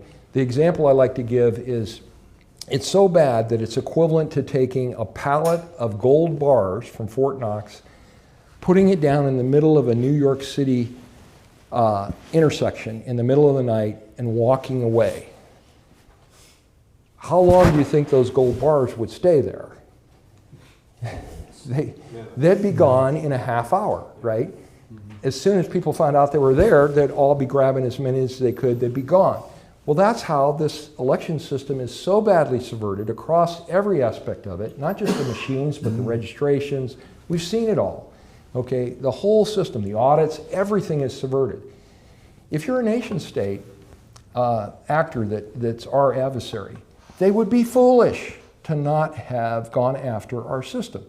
So there's likely, the biggest problem, my little team in New Mexico, we used to joke about it early on. We said, this is so bad, what we're seeing, that the biggest problem I would have as an attacker of our system is to make sure I don't trip over other subversions that had already been put in the system, that I wouldn't get tripped up by the other subversions in the system. So I think this was probably likely an early subversion into the system was Supreme Court. It's probably a legacy subversion, Supreme Court races and constitutional questions. They definitely were programmed differently than all the other races. Okay, so at this point, I think we give you just enough of Michigan to make this worth it, hopefully showing up. Also a promise that between Ken Byer and myself, that if you've got serious inquiries, consider us part of your network, that we can go forward. So I don't want you to feel like, oh God, he's leaving. Because your victories are our victories.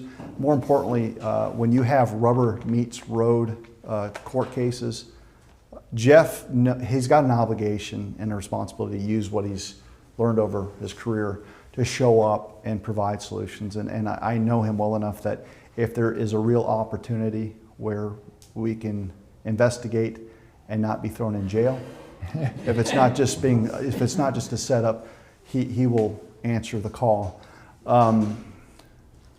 So at this point, we're here, and I'm learning even more just listening to you for tonight. But any questions? Before you do, can I make one additional comment? Sure. It won't be that long.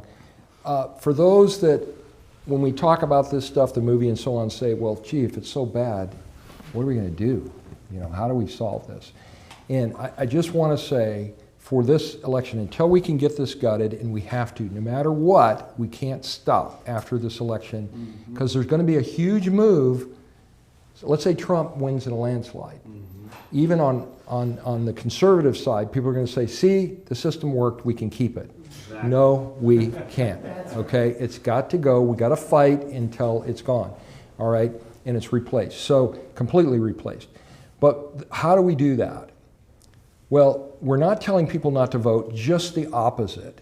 Is the only way to overcome this system is to make sure we get everybody we can registered to vote and get them out to vote. Because if you don't, then the computer algorithms can vote for you.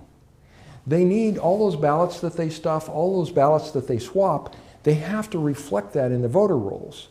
So if you don't vote, if people don't vote and they're on the rolls, the computer algorithms can use them. And they need those people. They need a lot of people not voting, right? So we need to get everybody out to vote. Even more so, we have evidence to believe that those people that, well, Eric was doing this, was finding people who were eligible in your state who were not registered to vote. And then the county clerks were supposed to try to get a hold of all those people and get them registered, right? Well, we believe in New Mexico, they were automatically registering these people. So there may be people on the rolls that don't even know they're registered to vote that they can utilize because they don't expect them to vote. So anything your organizations can do to get more neighbors, more people, everybody saying, look, we need everybody to vote no matter what. No matter what the polls say, no matter what everybody is saying, we need as many people out to vote as possible.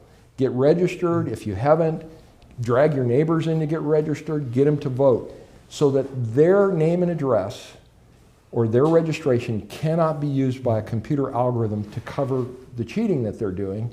And the more real votes we have in the system, the more they have to cheat to be able to overcome those real votes. Well said.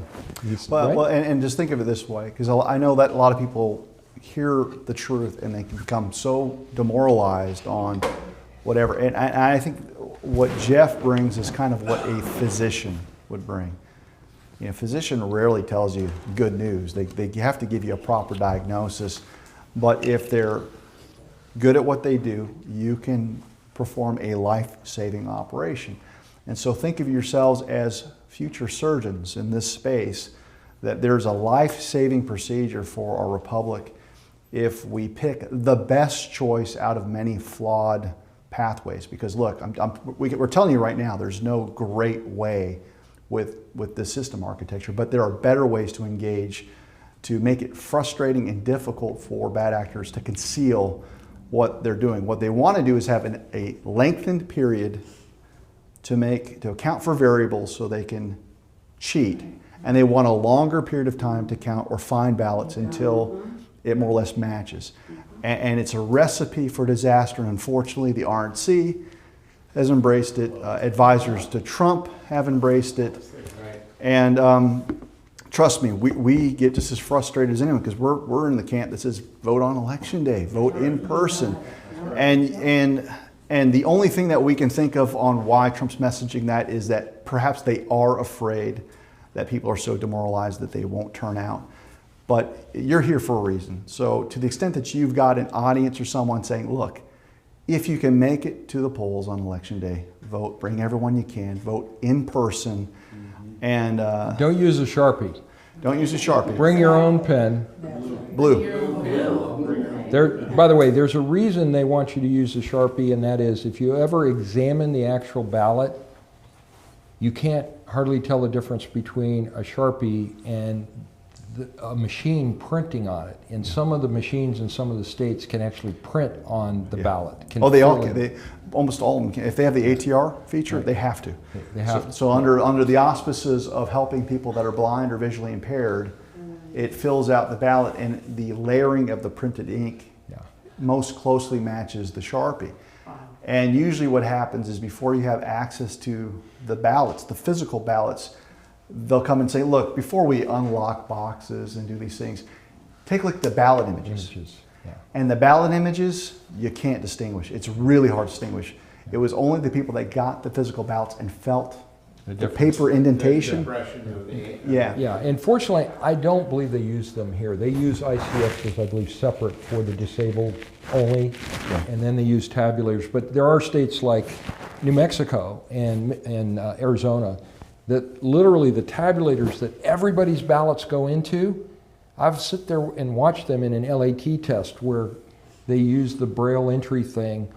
They take an empty ballot, they put it in, and it reverses with all the votes on it. It votes. The tabulator votes, guys, and it has 50,000 different vote patterns within the bullets so that it looks like a human voted it, not the machine. So Just you like can't you've got a tell. Microsoft font where you can change Can a you different imagine? font. Why would you, when I say the architecture is compromised, why would you ever have a tabulator that can vote for you? Okay, so Q&A. It's crazy. You started, you first, Dan. Well, one thing, do they take these numbers, I mean, everything should be time-stamped, right? I mean, if these numbers, like on the constitutional ones, what do they do, wait till the end of the day and all of a sudden do the switcheroo? Or is the computer so smart that the algorithm knows how to switch it?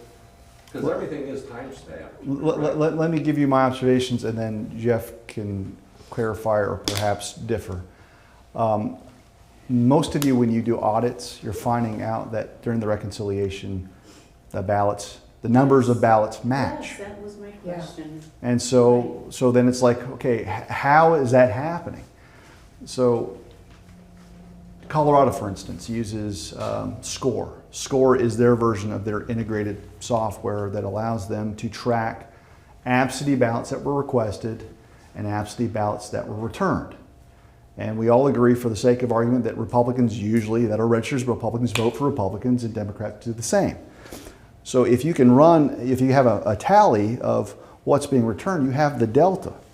So if you're an NGO that has access to that ballot file, basically the one that you could print up on a piece of paper, you can actually, through back doors, have NGOs printing those ballots, and you can now inject them to the system either through the drop boxes, or you can have a bad actor that works in the office or has a backroom deal.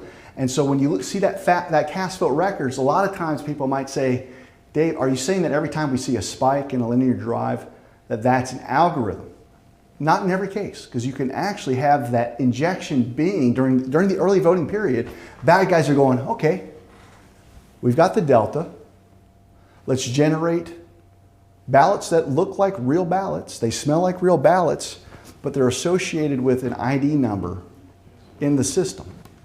And then they just figure out a way to deposit them into your voting center with a chain of custody that more or less doesn't work. The election worker retrieves them and starts submitting them, but they all happen to be like 90% in favor of the swamp candidate. And so when you get that cast vote record, you always see the front loading. So if you do it right, it'll actually settle into a margin of victory that more or less is believable. So I think you can have something that looks like an algorithm that's actually generated with real ballots. And the machines are still informing. So just from a terminology standpoint, he's very technical. When he says machines, he's talking about the tabulators because HAVA is basically telling you that those are the machines. When I'm talking about the machines, I'm talking about any computer in which software resides. Yeah. And so whether it's Dominion using SCORE or ESNS using Electionware or it's New Mexico using TotalVote or Michigan using whatever version, 10X, what have you, every state has the functional capability to monitor the absentee ballot going in and out. Now, if you need to fine tune it with greater precision, then that's where your e-poll books come in. They complement the system. So now you're getting a real up-to-date tally of people that have come in and checked in to vote. Right? So at this point, if it's down to a race in a rural area where it's only 300 votes, it could be as simple as a poll worker filling out 5 ballots, and that's what decides it. And they have all of the data they need to create something. So I don't want you to come away from this always thinking that it's algorithm off to the races. Right. The more elegant way, in my opinion, is the one that's harder to catch them after the election. So if you can do all of your front loading and have as many real ballots into the system during early voting, you're looking at fine-tuned sheets on election day where it's just like, okay, let's just, nudge here, get this. Those are my thoughts. Jeff? Yeah. So just one more quick look. I work on cars. On a lot of the cars today, they're computer. And if I had the terminology wrong, I could be wrong, but there's embedded chips in there Absolutely. that you can't mess with, correct? Other than the manufacturer themselves. That's in. There are certain things in a car I can put a scanner on and I can tweak certain. There's other areas you don't mess with. So I'm just thinking, couldn't a voting machine be built that good if you had honest people building it? No. No. Okay. And the reason is, well, first of all, I'm an expert on embedded systems. Yeah. I'm going to interject another thing. Okay. So in your state, in your machines, what I discovered in Antrim is there's a field programmable gate array. So think about this as programmable hardware. Mm-hmm. And I'm a nation state expert in FPGAs, programmable hardware. That stuff is programmable. And in your election files, I found what looked to me to be programming for those. There's not a software reviewer that I know of anywhere in the country that knows how to do a software review on the bits to program an FPGA. And that's one reason they get used is to protect the software IP because they put it in hardware instead. And they don't give out decompilers for those things for that reason. They're very hard to figure out what those bits are doing. So the answer is that's in your machines right now, is a set of hardware that no matter how hard you have people review it, and I don't think that's done well at all, I think it's really badly done, they're not going to find what that hardware, that programmable hardware is doing, in it. Now, can you design a system, embedded system? The answer is still no, because every embedded system still has memory. It has firmware to run it. And what you'll find, for example, on Dominion, is, if I remember correctly, it was mid-2019, there was a firmware update to all of your tabulators.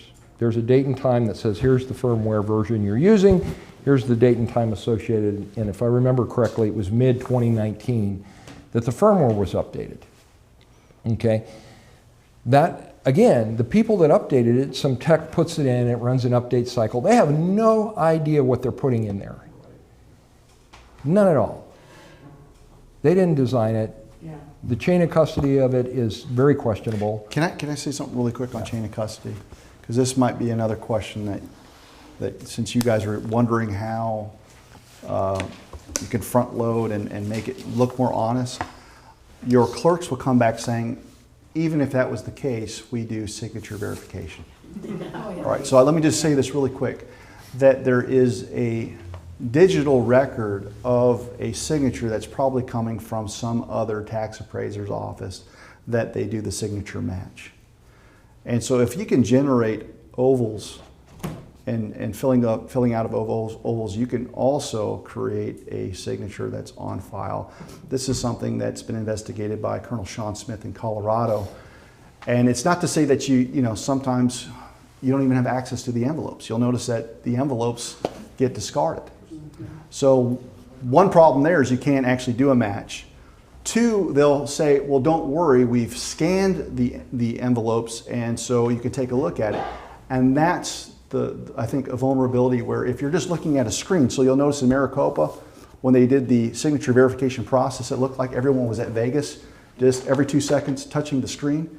Notice they weren't looking at paper. And so even though the signature match actually wasn't even accurate, they can turn the settings down to where there is no real accuracy in the signature. So some of the signatures, when they look at them, are just, it's mind-boggling that they came back as a match number one. But number two, in theory, you could create or generate a signature within whatever programming parameters that they have and have it look like a real match. Yes. And so just be prepared for that when someone says, well, don't worry about it because we've got signature verification.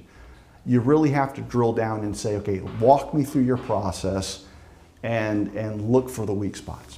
Yeah, it's even worse than that.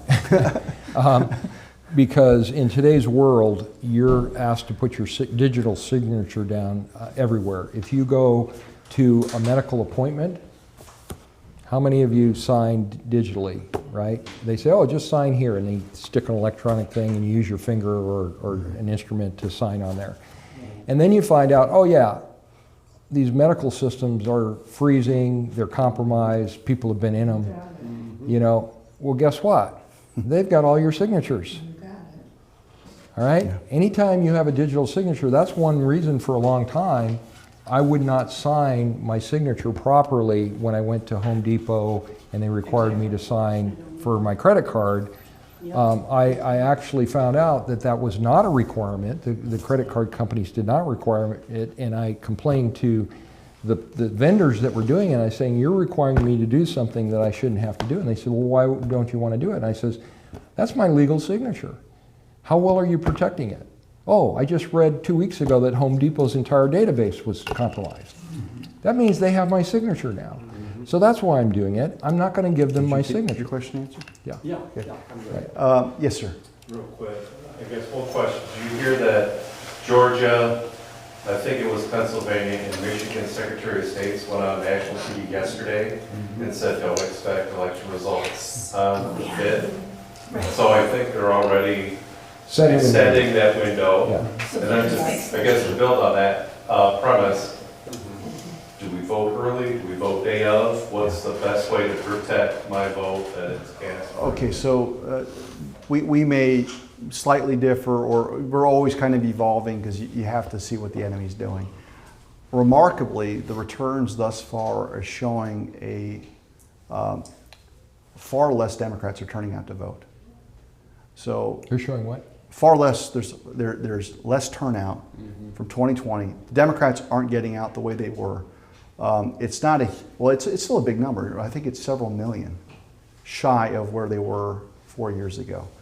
So that might be a factor of demoralization. That might be signaling to us that, we can't convince you that Kamala Harris can beat Trump. So tell you what, let's just let him come in and then screw around with all the other down ballot races. And then there's an opportunity to say, stop complaining about the machines. Trump's in there, and we'll just try everything we can to, deploy lawfare and challenge it. I'm of the mind that if you're playing poker, you don't show the other side your hand.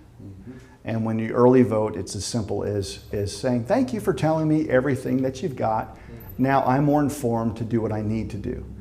And I still think that's the best way. The counter argument to that you're going to hear from is, well, don't you remember what happened in Maricopa? They ran out of ballots. Well, they ran out of ballots because they purposely sabotaged the numbers. So that's not an argument for early voting. That's an argument for talking to your clerk weeks in advance to make sure they have sufficient supply of ballots to vote on. Or you had what happened in Maricopa where they purposely printed the ballot image on an incorrectly sized piece of paper that was configured to reject that in Republican-leaning precincts. So what they did is they effectively converted an in-person vote into a mail-in vote with no chain of custody because you had to drop it into box 3. Right. And that was used as a narrative that, hey, you better, vote early. To me, it's a psyop that's designed to usher you into the least secure way of voting. But I can't tell you today that you're not going to have a problem, because if it means enough to the bad actors on election day, and it comes down to a county, a precinct, they're going to do what they can to spoil the turnout. So I personally think that you should treat your voting process and build towards the system that you want. We all want same-day voting.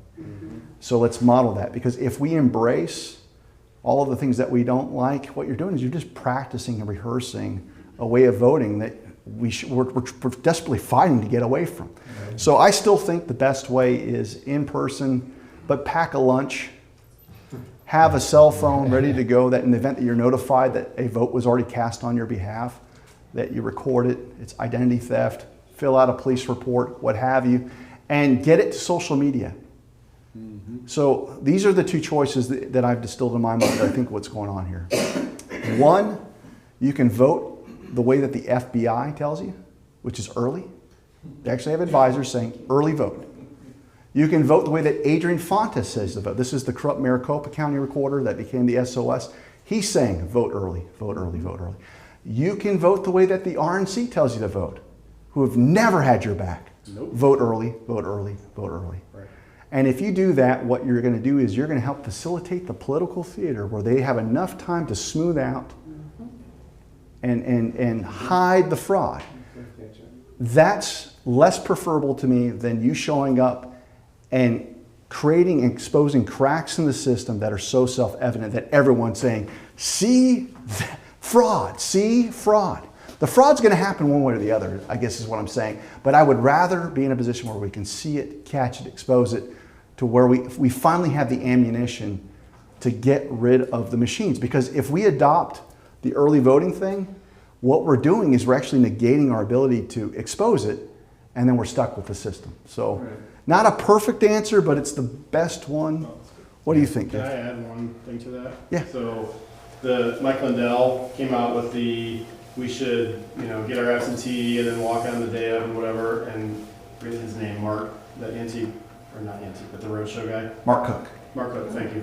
Talked about, the concept that why give them even one step, which that does, and the better option would be to walk in on the day of, have them tell you, oh no, you already voted, and say, I didn't already vote. In fact, I never even registered for an absentee ballot. That's better than, I pulled it out of my back pocket. Yeah, I think Mike was given bad information on that. I think that holds true if you're in a state where you've got no choice, meaning legally you're an opt-out state, meaning you've got no choice. You're going to receive a mail-in ballot, then it applies.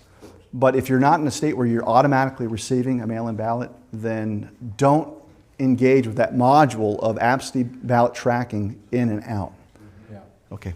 So there's a couple things, a little different view on this, but the technical aspect of this, I will tell you, is that the most vulnerable part of the counting is with the high-speed scanners, not the slow-speed tabulators, okay? The high-speed scanners.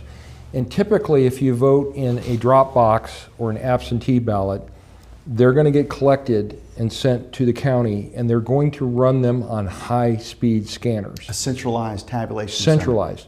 Right. Those things are a cheater's dream, okay? There's no paper trail. There's no printout. It's hooked to the MS. It's basically any bad actor can get access to those networks. There's Wi-Fi and Bluetooth inside the machines that they're connected to. We've seen it in Coffee County where they remotely reprogrammed it. I mean, these things are a nightmare. And they would love to put as many votes through those high-speed scanners as possible. Okay, so translation. It sounds like if you embrace early voting and the drop boxes, there's a higher probability that those ballots will make themselves towards the direction of the high-speed scanner. It depends on the state. It depends on the state, as opposed to being in a rural area and having it voted in person through the low-speed ones, which is actually better. Right. There are many early voting, for example, in New Mexico, the early voting is done on a slow-speed tabulator, okay? And the polls are not closed until Election Day.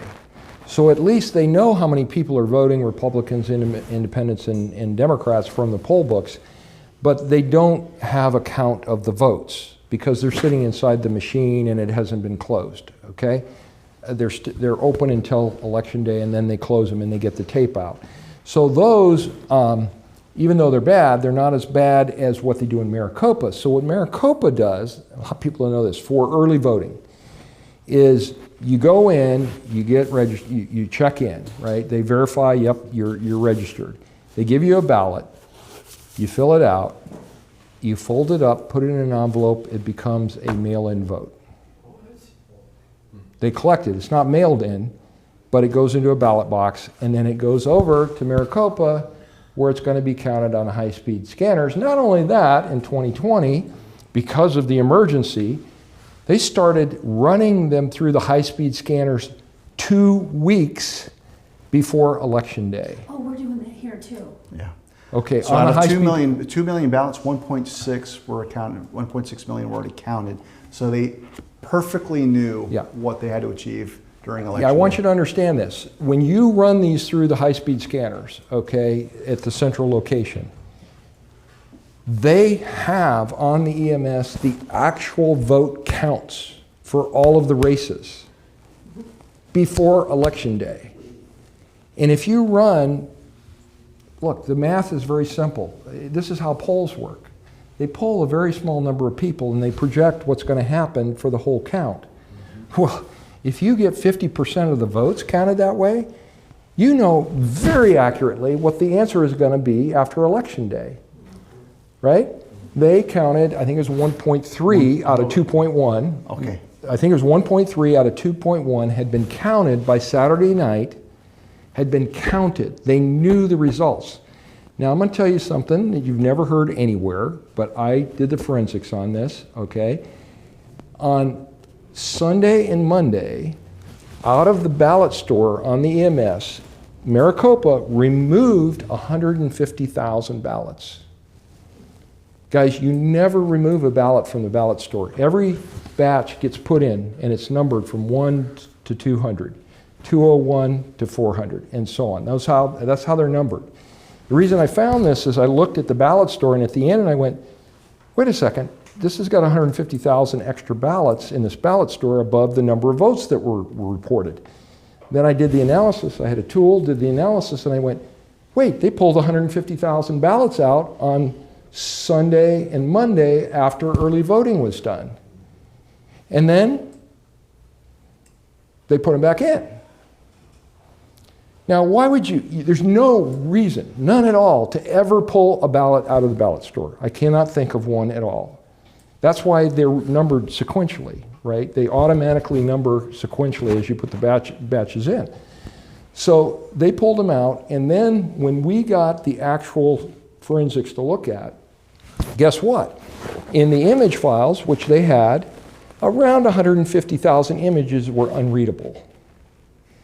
The files were there, the date and time was correct, but the images they weren't readable.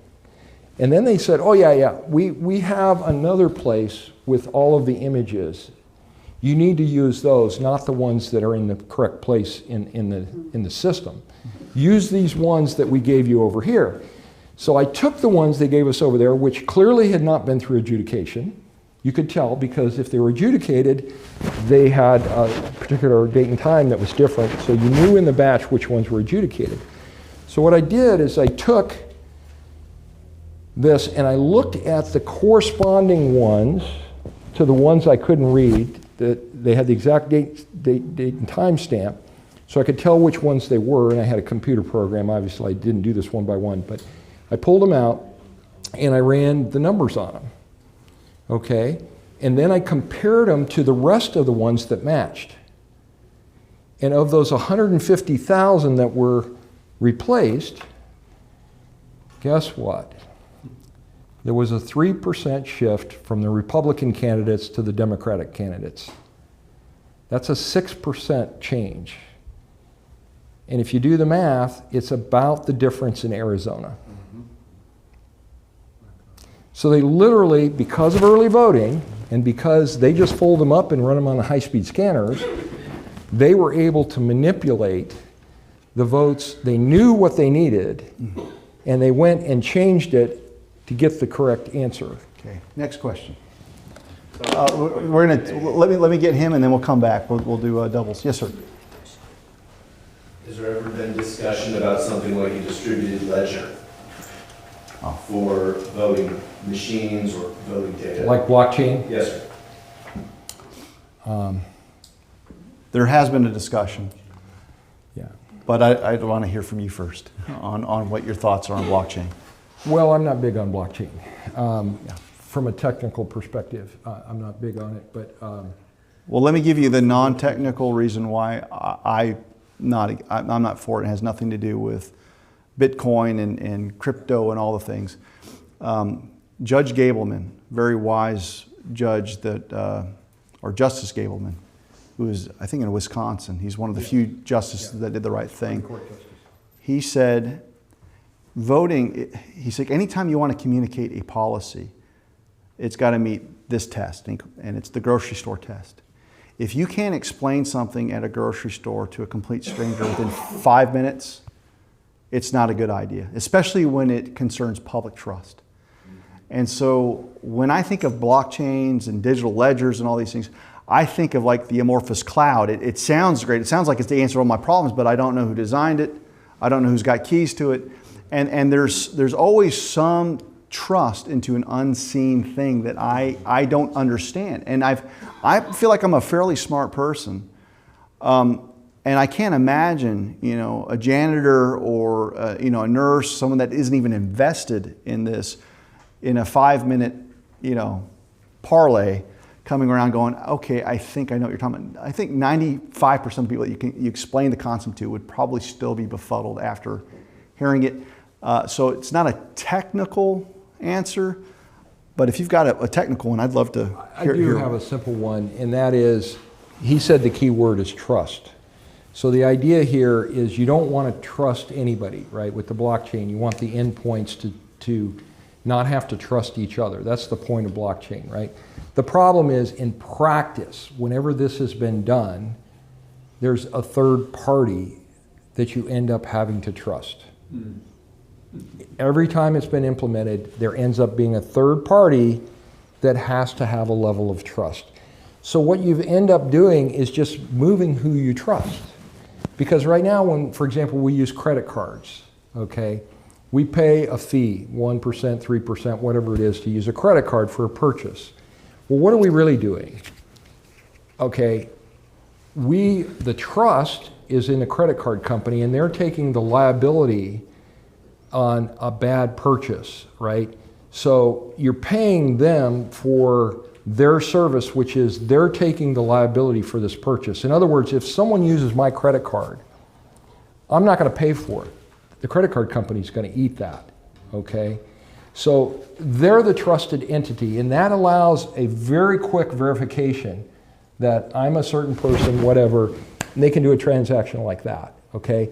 On blockchain, the way it is, I don't know if you were involved in it, but when you see these things as it's grown and grown, it was taking minutes, hours, and even days to verify the trust connection. And that doesn't work for a purchase, and I don't think it's going to work for votes either. Okay, it's not timely. And the only way to make it timely is to put a third party in between that you trust. And that's what everybody has done, and all you've done is shifted who you trust. From a credit card company, if you're doing financial transactions, to a third party who is not as big as a Visa or a MasterCard, who has worldwide resources and security teams working on everything. Instead, it's a startup company that's got limited resources, and you're putting your trust in them. It's almost akin to a kind of a benevolent patriot. You know, Dr. Shiva is someone that we worked with for some time until Congress tried to shut down our audit that we did in Otero. Shiva is a brilliant entrepreneur, scientist. I don't personally like him for reasons that he abandoned us, because when Congress came after us, he had to make the decision on whether he was going to pay legal bills or actually get paid for the work we were trying to get him to do. So it's excusable, but I like warring with people that are willing to give a middle finger to Congress, damn be the consequences. But he is very, very comfortable with technology solutions because he's a technologist. And so the flaw that he sees in the system is you don't have the right virtuous technologist looking out for you. And so I remember having a conversation with him saying, well, what happens if the technology is in place and you get removed from planet Earth? Isn't that a huge risk that it's going to end up in the hands of someone that might have wanted to take you out? Because again, this is a nation-state discussion. And so the system under HAVA, explained by Harry Howery, is it's designed to be a zero trust system. Meaning all of the verification, all the validation, if you go from open systems to closed system infrastructure, the best you're going to get is, man, I would rather have it counted where I could see it by people that I know in the community. And if we can get back to paper poll books where you're signing off, if you're dealing with voter roll management, it's a filing cabinet and the only person that's got the key is the clerk. These are all optimal systems. And so back to the Gableman illustration, I got to see a tally sheet from 1911 or 1913 in Louisiana. And it's just a piece of paper with all the races and hash marks. Now, you show someone that tally sheet, I don't care who you are, intuitively, within 30 seconds, you know exactly how the process works. And there's no blind trust for some whiz kid. And so I've heard clerks that haven't been corrupted, especially the old guard, they're saying, if you want a secure system, go back in time. And the further you can go back, the better the system is. I happen to agree. I just recognize where things are headed. Yeah. So, there's a big push to have people vote by phone and embrace blockchain. No. Let me add to that, the principle here. First of all, I'll say, when it comes to computers, there is no computer that can't be broken, that can't be subverted. It doesn't exist, and it's not likely to ever exist. Because if it did, it would never be connected to anything in any way, ever be programmed or connected to anything. So we didn't have a single computer system that we couldn't break into one way or the other, okay? So that's bottom line. The other thing is that what the people that want to take control of, what they do is they work to centralize everything, raise it up. And even though we're all running our own voting machines, it's really a centralization system. What they've done is programming is done somewhere else. The software that programs every one of those tabulators comes from over here, and it's secret. No one knows really what's in it. All those people using it along the way don't know what's in that software. It's been centralized. Even though they claim it's completely distributed, it's not. It's centralized. So the very best thing is the complete opposite, is localize your voting completely, where everybody knows this, but one day you all show up in person, you have a paper printout with everybody pre-registered, you don't have any computers involved that can manipulate it, you check that person off, they fill out a ballot, everybody counts their ballots in their own precincts with multiple people, it's publicly done, you have multiple people counting each ballot, you get it done on election night, and you report it out from the precinct. Not through the chain. Now, it can go through the chain also, but every precinct needs to report it out directly. And there's a good reason for that. because the Stalin quote wasn't just, it doesn't matter. I have the Stalin quote, by the way, right in front of me. So I have his secretary right here. I can actually read it to you. Okay, I'll read just one sentence or two. Forcing himself down to Stalin's level, this is Stalin's secretary who defected, who wrote about it, okay? So this is actually a quote from Stalin, but it says, forcing himself down to Stalin's level, Kamenev said, on the question of capturing the majority of the party, back up one. What, asked Stalin, of what question? In fact, they had raised several questions. Forcing himself down to Stalin's level, Kamenev said, of the question of capturing the majority of the party vote. Do you know what I think about this? Stalin replied. I believe that who and how people in the party vote is unimportant. What is extremely important is who counts the votes and how they are recorded. I thought that was a biting quote. Okay. Kamenev, who knew Stalin well, Kamenev, who knew Stalin well, coughed significantly. What happened is the next day Stalin called a lieutenant in, appointed him to the head of Pravda, who reported out all the official vote counts, and he told this guy, Nazarishin, if the party vote for the Central Committee, which is Stalin and these other guys, is 300, and against is 600, he told them reverse it.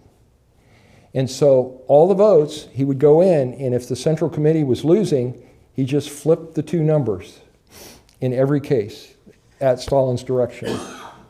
And then when people called Pravda to report, keep in mind this is the 20s, so they didn't have smartphones.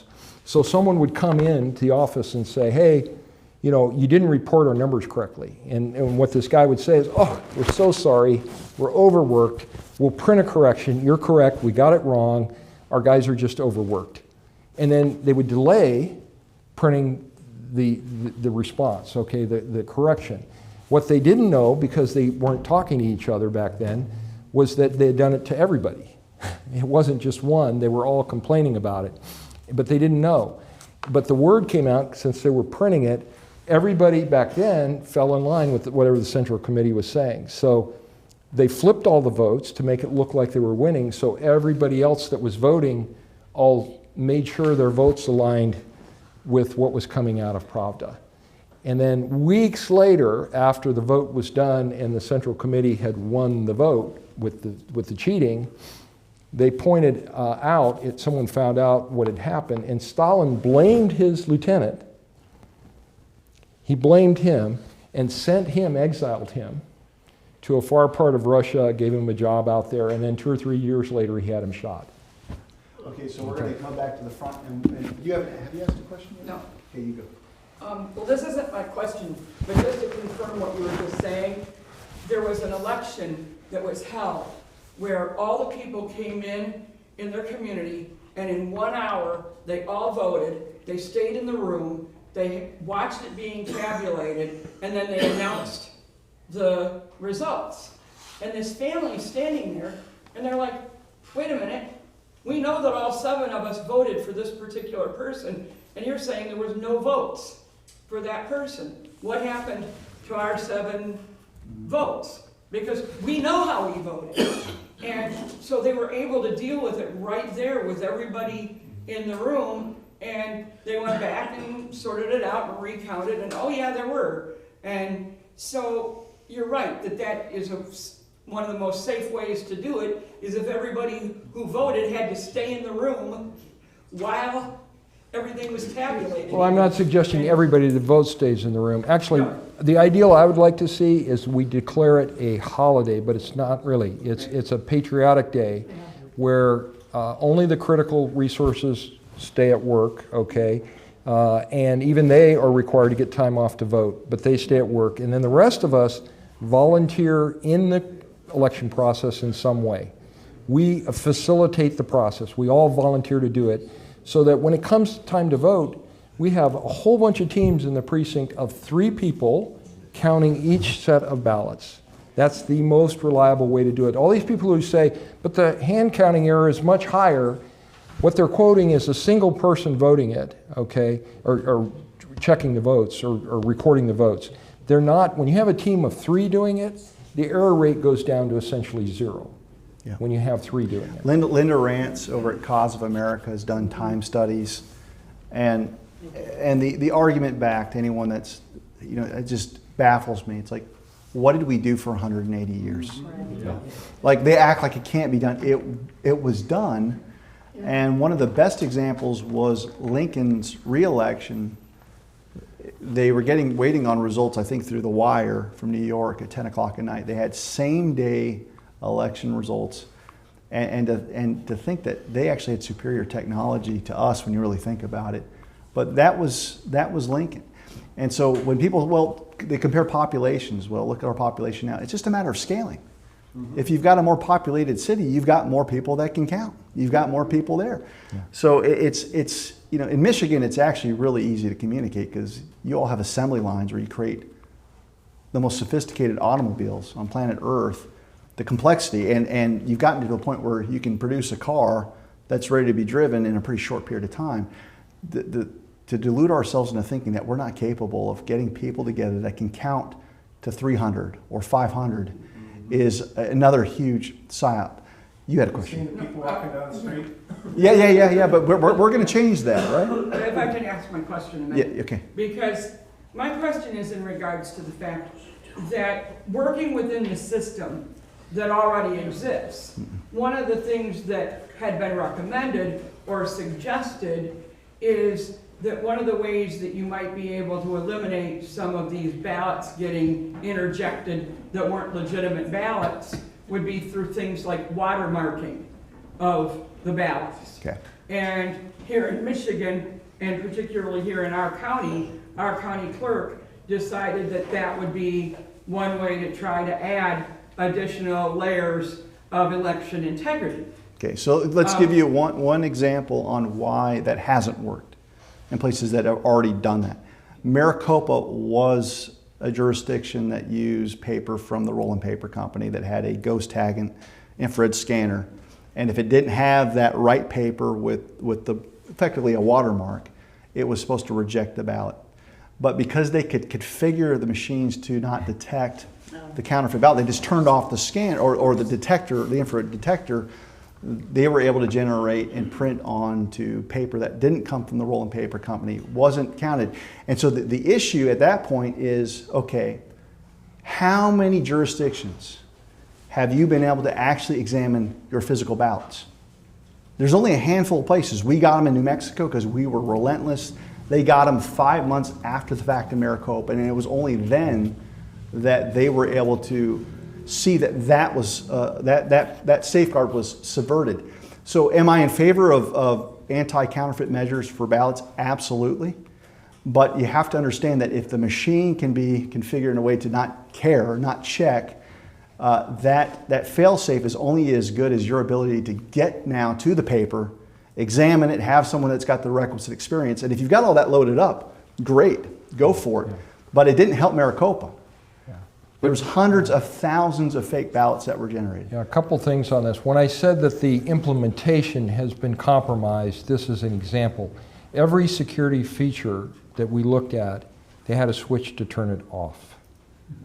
In Michigan, you guys didn't have any images in the 2020 general election. You did in your primary. We found them on the image, on the forensic image. But they were turned off by the voting machine company. They just announced they were doing it. Oh, by the way, to speed up the transmission of the votes, which they testified they don't do. Okay, we're going to get you sir next, but she's been waiting. Go ahead, guess your question, we'll go to the back, the gentleman in the back. But yes, ma'am. Okay, so our county clerk claims we have an IT department that programs for the elections, and they'll have a thumb drive for the election program for that particular election, but then they also have what's called a UB stick that will have the results on it. It's highly encrypted, very safe and secure. And air gapped. Yes, don't worry. He is super trustworthy and everything. He's the best one out there. He gives himself a He's lot got, of he's awards. got But- awards. Yeah, okay, he gives himself awards. Yeah. But do you believe that most county clerks are clueless to the cheating, that they're not involved? I do. I believe that the bulk of the county clerks, just my feel, County are, or jurisdictional?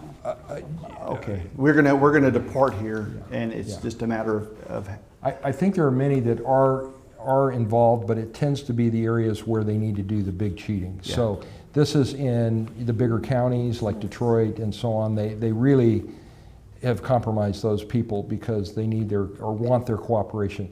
But I am going to tell you, you don't need their cooperation to massively cheat in this system. You don't need much. The only cooperation you need is to make sure that there's no chain of custody on the ballots and that there's no actual counting, hand counting of all the ballots. That's the one thing, and they've passed laws in all the states to make it really hard to ever get access to the ballots. That's why we spend months and go to court, and then when we get them, there's no chain of custody. All the seals have been broken. They've divided them up into groups of 50, every place we went in New Mexico. And they've handled the ballots, they've modified them, they've done all kinds of stuff to the ballots before we ever get a chance to see them.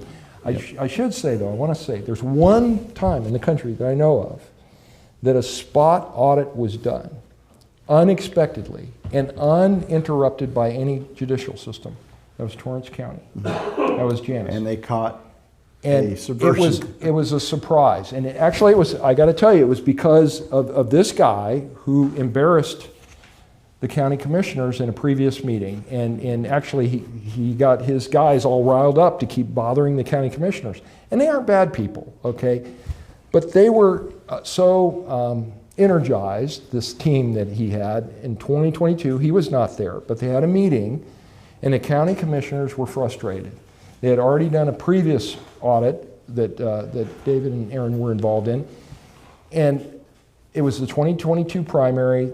They were making noise about the machines, and the county commissioners said, look, just out of frustration, they said, this election went perfectly, there was nothing wrong with the primary, no indication of a problem. Janice, the county manager, you're gonna go count the ballots. You're gonna go count the ballots. But they didn't telegraph it to anyone. They So- didn't telegraph to anybody. They just said, you're going to go count the ballots. Everybody in this county, Democrat, Republican, trusts you. Okay, you're the most trustworthy person we have in our county. That's why you're the county manager. You're going to count the ballots. So she did. She went over and they made her make copies, but she made copies. She counted them 3 times, made sure they knew the number of them, made sure they had them all. She arranged a group of women to come in. They had multiple people counting each ballot. She did it very high reliability. She had teams doing it. She puts it all in a spreadsheet. She goes to present to the county commissioners and she says, I'm just going to tell you what I found. I don't understand it, but I'm going to tell you. In the Democratic primary, the numbers all add up correctly. In the Republican primary, essentially every candidate had approximately 15% more votes than there were ballots. And it was spread across every candidate, every race, every precinct, except for one precinct was perfect. One precinct had no errors. It was perfect. But every other precinct they had, the numbers were approximately 15% higher. And when they checked against the poll books, they had the number that was reported by the system with no errors, the paper tape matched the EMS, matched the Secretary of State's site, right? But the ballots did not match. So there was a number from the state through the electronic system. There was the hand count. And then they said, well, what does the poll book say? The poll books were right in the middle. It didn't match this one or this one. It didn't match either. Okay, so my opinion on this is that he's right. Technically, they are clueless. And there might be a level of bluster and showmanship to reassure you that they know how the systems work. But as you can see, even with these highly technical observations that are being given to you by Jeff, he's a cut above the rest. And you can have IT people that are very, very smart and still not have a mastery of these systems. And so if their IT folks don't know the systems as well as someone like this guy, there's no chance that a clerk who might have, some passing knowledge of coding or whatever can make that statement with confidence. Everything else is speculation. I'll just tell you this. I've met probably with more county clerks across the country than anyone in the country, because this is what I do. And it's the same interaction. And the ones that bother me the most are the ones that are actually receptive, but will slow walk you and not investigate as if they have to come to an answer. And then there's one other caveat. I also think that the system vendors want at least 1 or 2 honest clerks in every state. Because I talked with a gentleman in Idaho, and I thought he was a very honest clerk. And he started talking about the way that they're able to do post-election audits that are supposed to be random. And so the idea would be, okay, how many precincts in a given state? Maybe 2,000 precincts. They'll do a dice roll. And here, it's like, this is the magic trick. Let me cast the dice, and you don't know what number it's going to 12-sided dice. 12-sided dice. And they'll do, how many ever dice, like 5 of them. And that gives you a potential of like 1 million different combination of numbers. They will enter those numbers into a computer. Now, here's the problem. If you've got 2,000 precincts and 1 million potential variables, it's not a one-to-one relationship. There's got to be a weighting. And what we found in New Mexico is that whenever there's a random audit, it keeps going to like the same 3 precincts. So it's not random. They basically know where to direct eyeballs, and it's usually an inconsequential place that's not going to turn the election. So when I brought this up to the guy in Idaho, because he was skeptical about everything, because he's another guy like he really wants to be right. He really wants to believe in the system. He looked at me and he says, you know something? My county is always randomly selected to be audited. I mean, that was a light bulb moment for him. And it's like, yeah, I'm kind of like, what are the odds that I'm always the guy that can answer everything to a T?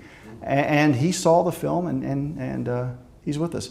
But personally, I think that you can be woefully ignorant for about a year if you're being confronted with these questions. Anything past a year, you've made your choice, because it makes no sense that an unemployed lawyer knows more about your systems than the guy that are certifying the results. This isn't right. I shouldn't be here with this guy having this knowledge, and yet they're the ones that get to stamp it. I got to get the guy in the very back first. Yes, sir. So we wrote a election integrity resolution here in Iowa, and it's kind of funny, you're talking about ballot, like the watermarks. Our clerk openly admitted that they don't even look for the watermarks. Yeah.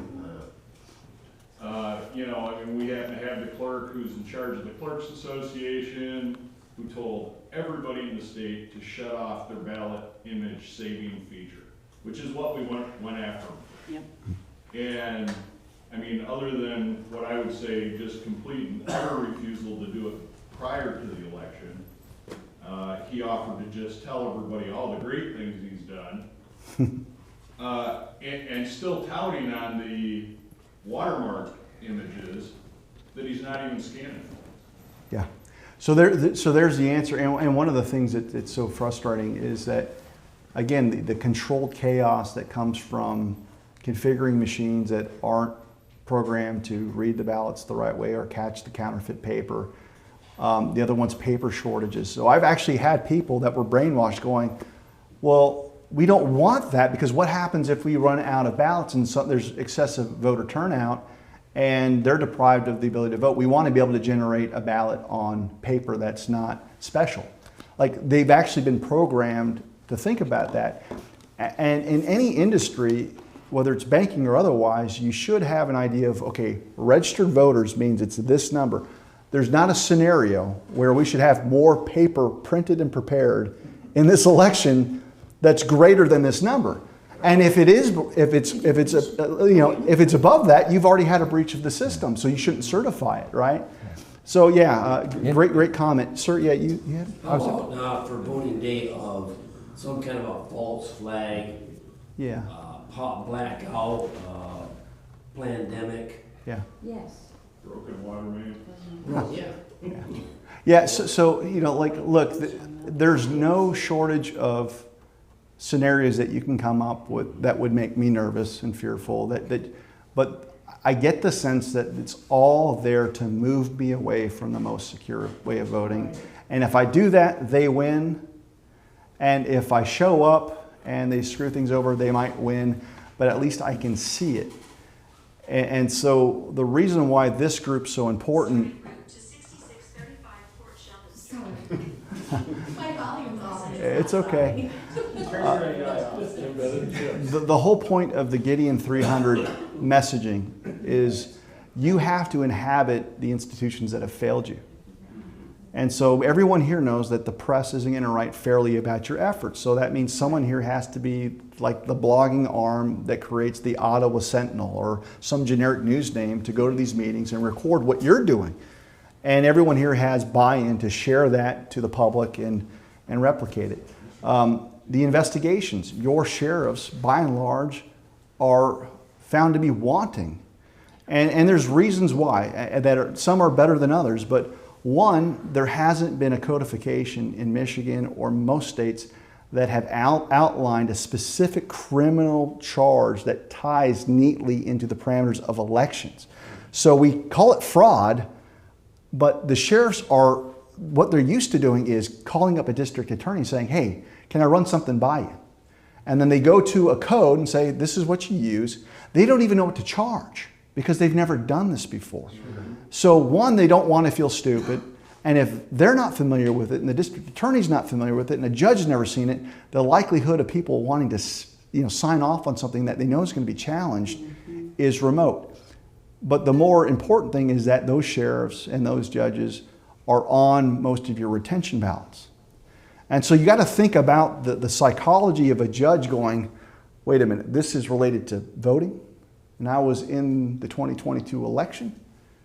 And if they're right about this, and I'm on that ballot, am I not possibly invalidating my own position? You can't look past that. So even the people that haven't been bought and paid for, George Soros monies, which you've got here, by the way. We've got that with Raul Torres as our AG in New Mexico. It's a big deal. You can inoculate and keep people silent on investigation because, man, this whole thing. And I'll share one other observation with you. I've gotten 8 first-degree murder convictions, helped take down a drug trafficking organization, and I've partnered with some of the best prosecutors and law enforcement to get there. And in Otero County, where we did our audit, I knew the district attorney. I tried murder cases with them. I knew the sheriff. I was the guy that was signing off on authorizations to approve felony charges for his department. I was the guy that everyone had to go through. And I brought this to the DA. And this is a guy that used to just completely get after me if I didn't have the requisite faith that we could get the bad guy. And here I am, a creature of his making in many respects, deploying all the skills that he trained with to go after criminality when I saw it. And he said something, he looked at me like, what do you want me to do with this, Dave? And I'm sitting there going, huh. And it wasn't like he was upset at me for bringing it to his attention. He knew that the enormity of it was so unbelievable psychologically. And this is a guy that's pardoned. And he said something along the lines of, you know, everyone that's responsible for this, if you're right, they've got guns and badges too. And it was the first time that someone in law enforcement had to wrestle with the idea that the Department of Homeland Security is who the culprit is. And how do you bring guys with guns and badges and a bigger budget than you and the mainstream media, how do you bring them to account if you're just a local DA? And people don't talk about the human dynamics of why we keep running against these bottlenecks. So this is an advocacy discussion training that you, whether you like it or not, have to take on the mantle of the investigator, the press. And the good news is that this thing is breaking apart. Yeah. And it's just like, we just don't want to experience it. And I'm with you on that. But the next 3 months, I think, in our country will probably be the most trying times probably since the Civil War. And I think the silver lining blessing is that because Trump did not use military to seize the machines, because he did not do everything we wanted him to do in 2020, there was a sufficient awakening for us to now no longer trust big tech, big media, big pharma, to where if things do go kinetic, and we all pray it doesn't, it won't be nearly on the same level as it was in 2020, because a lot of us feared, not you, not me, that Trump was a tyrant that would never relinquish control. And a good portion of the population would have bought the media narrative. They're not buying it now. And so I think now what you're going to see are protest, Antifa. They're going to go for the,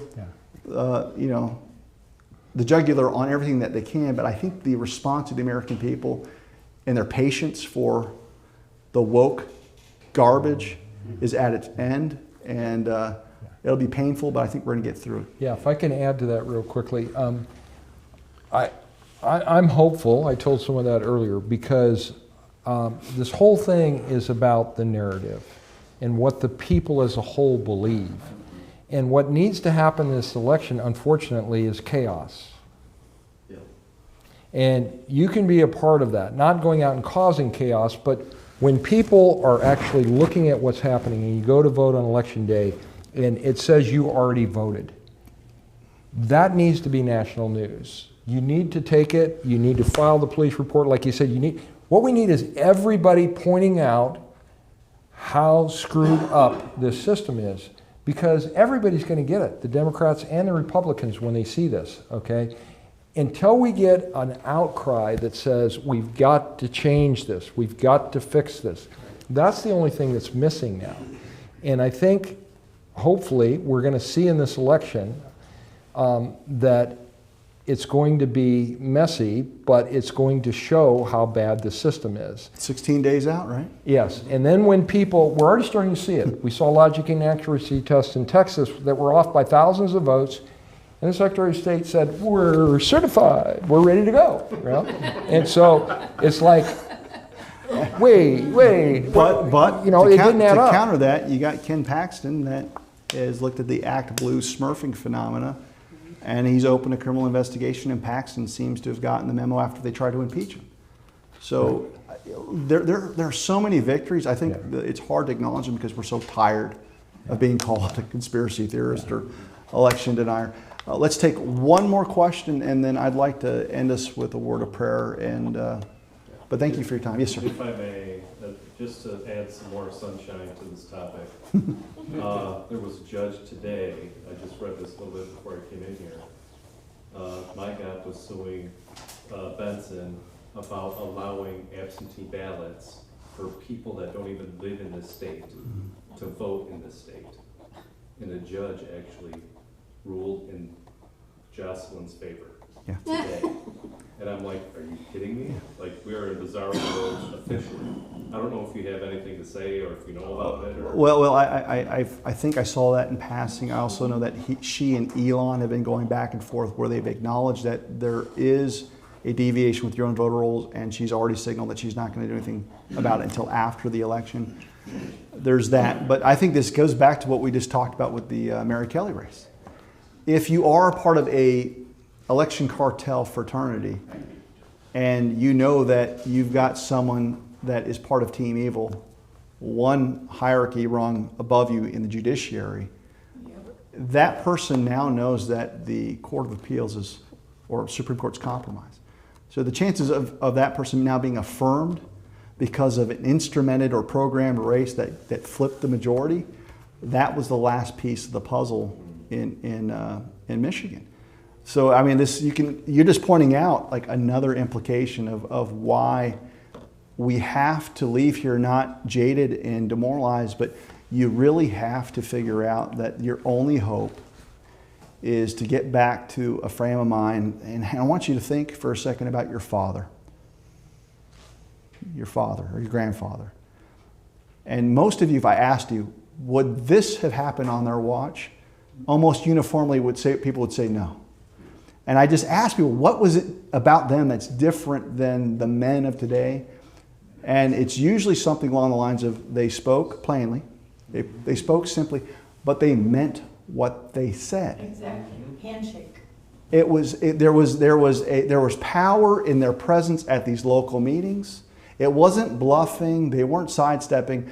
There was a healthy fear that if we did not conduct ourselves as public servants, there might be an ass beating that's coming their way. And that was a generational thing.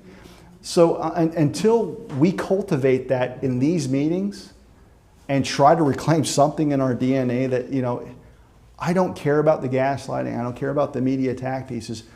You have to combat the lie. Every time it's spoken, that's the chaos he's talking about. It's actually not chaos that we're responsible for, but they don't like it when we refuse to give up and say, that's a lie. No, that's a lie. That's a lie. And so you have to be as relentless as they are evil. And you've got a chance. Like, we're going to win. I mean, that's the thing that you need to know. And I don't mean cosmically, biblically, Book of Revelations. I'm not talking about that. I'm talking about justice is going to happen in the natural if we just get our act together.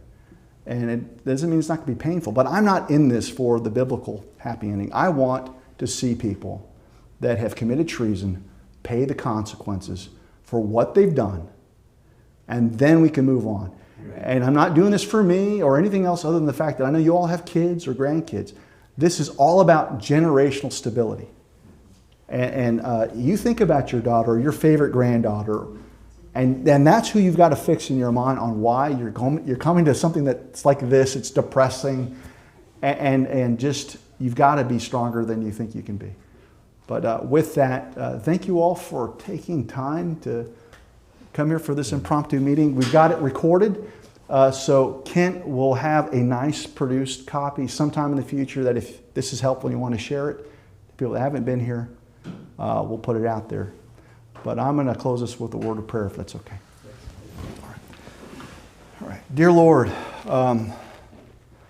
we know that you manifest your strength through the weak. And we come to you admittedly as weaker vessels that we know that apart from you we can do nothing. But with you we can do anything. And so we are going to proclaim tonight and we are going to decree that you are a God that keeps his covenants, you are a God that keeps his promises. And we're not asking you to save this country, to vindicate Jeff or restore me, but to vindicate your own name. And you are someone who jealously guards your name. And you've told us in 2 Chronicles the conditions, the if-then proposition of what is required for you to heal land, to heal a nation. It's repentance, Lord. You have heard the cries of not one righteous person, but millions of righteous Americans that love you. They petition you.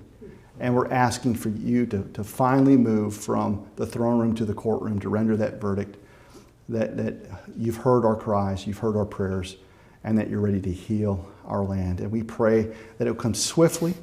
We pray especially for the J6 prisoners that are languishing in jail right now. Over 600 political hostages are incarcerated right now. Over 1,200 families have been devastated. 1 million families are wondering if they're next. Lord, comfort them. And we want this victory to be more than just election infrastructure, but an opportunity for President Trump to pardon all of these individuals, free these individuals from bondage, and allow us to embrace you as our North Star, as our guiding light for revival, that the gospel would go out, and that it would be more than just saving our country from bad elections, but reclaiming the mantle as that city on a hill, that we can go out and engage in revival, restoration, because we know that wherever you are, wherever you reign, goodness is the manifestation that we see. We want to see goodness in our land. We want to see our kids healthy, protected. And Lord, we have none of that right now. So hear our cries, and we pray, especially in the name of the one Lord and Savior, Jesus Christ, who is King, to bring it all about. So Lord, we ask for protection on everyone here. But in the next 16 days, hear our prayer, Lord. Amen. Amen.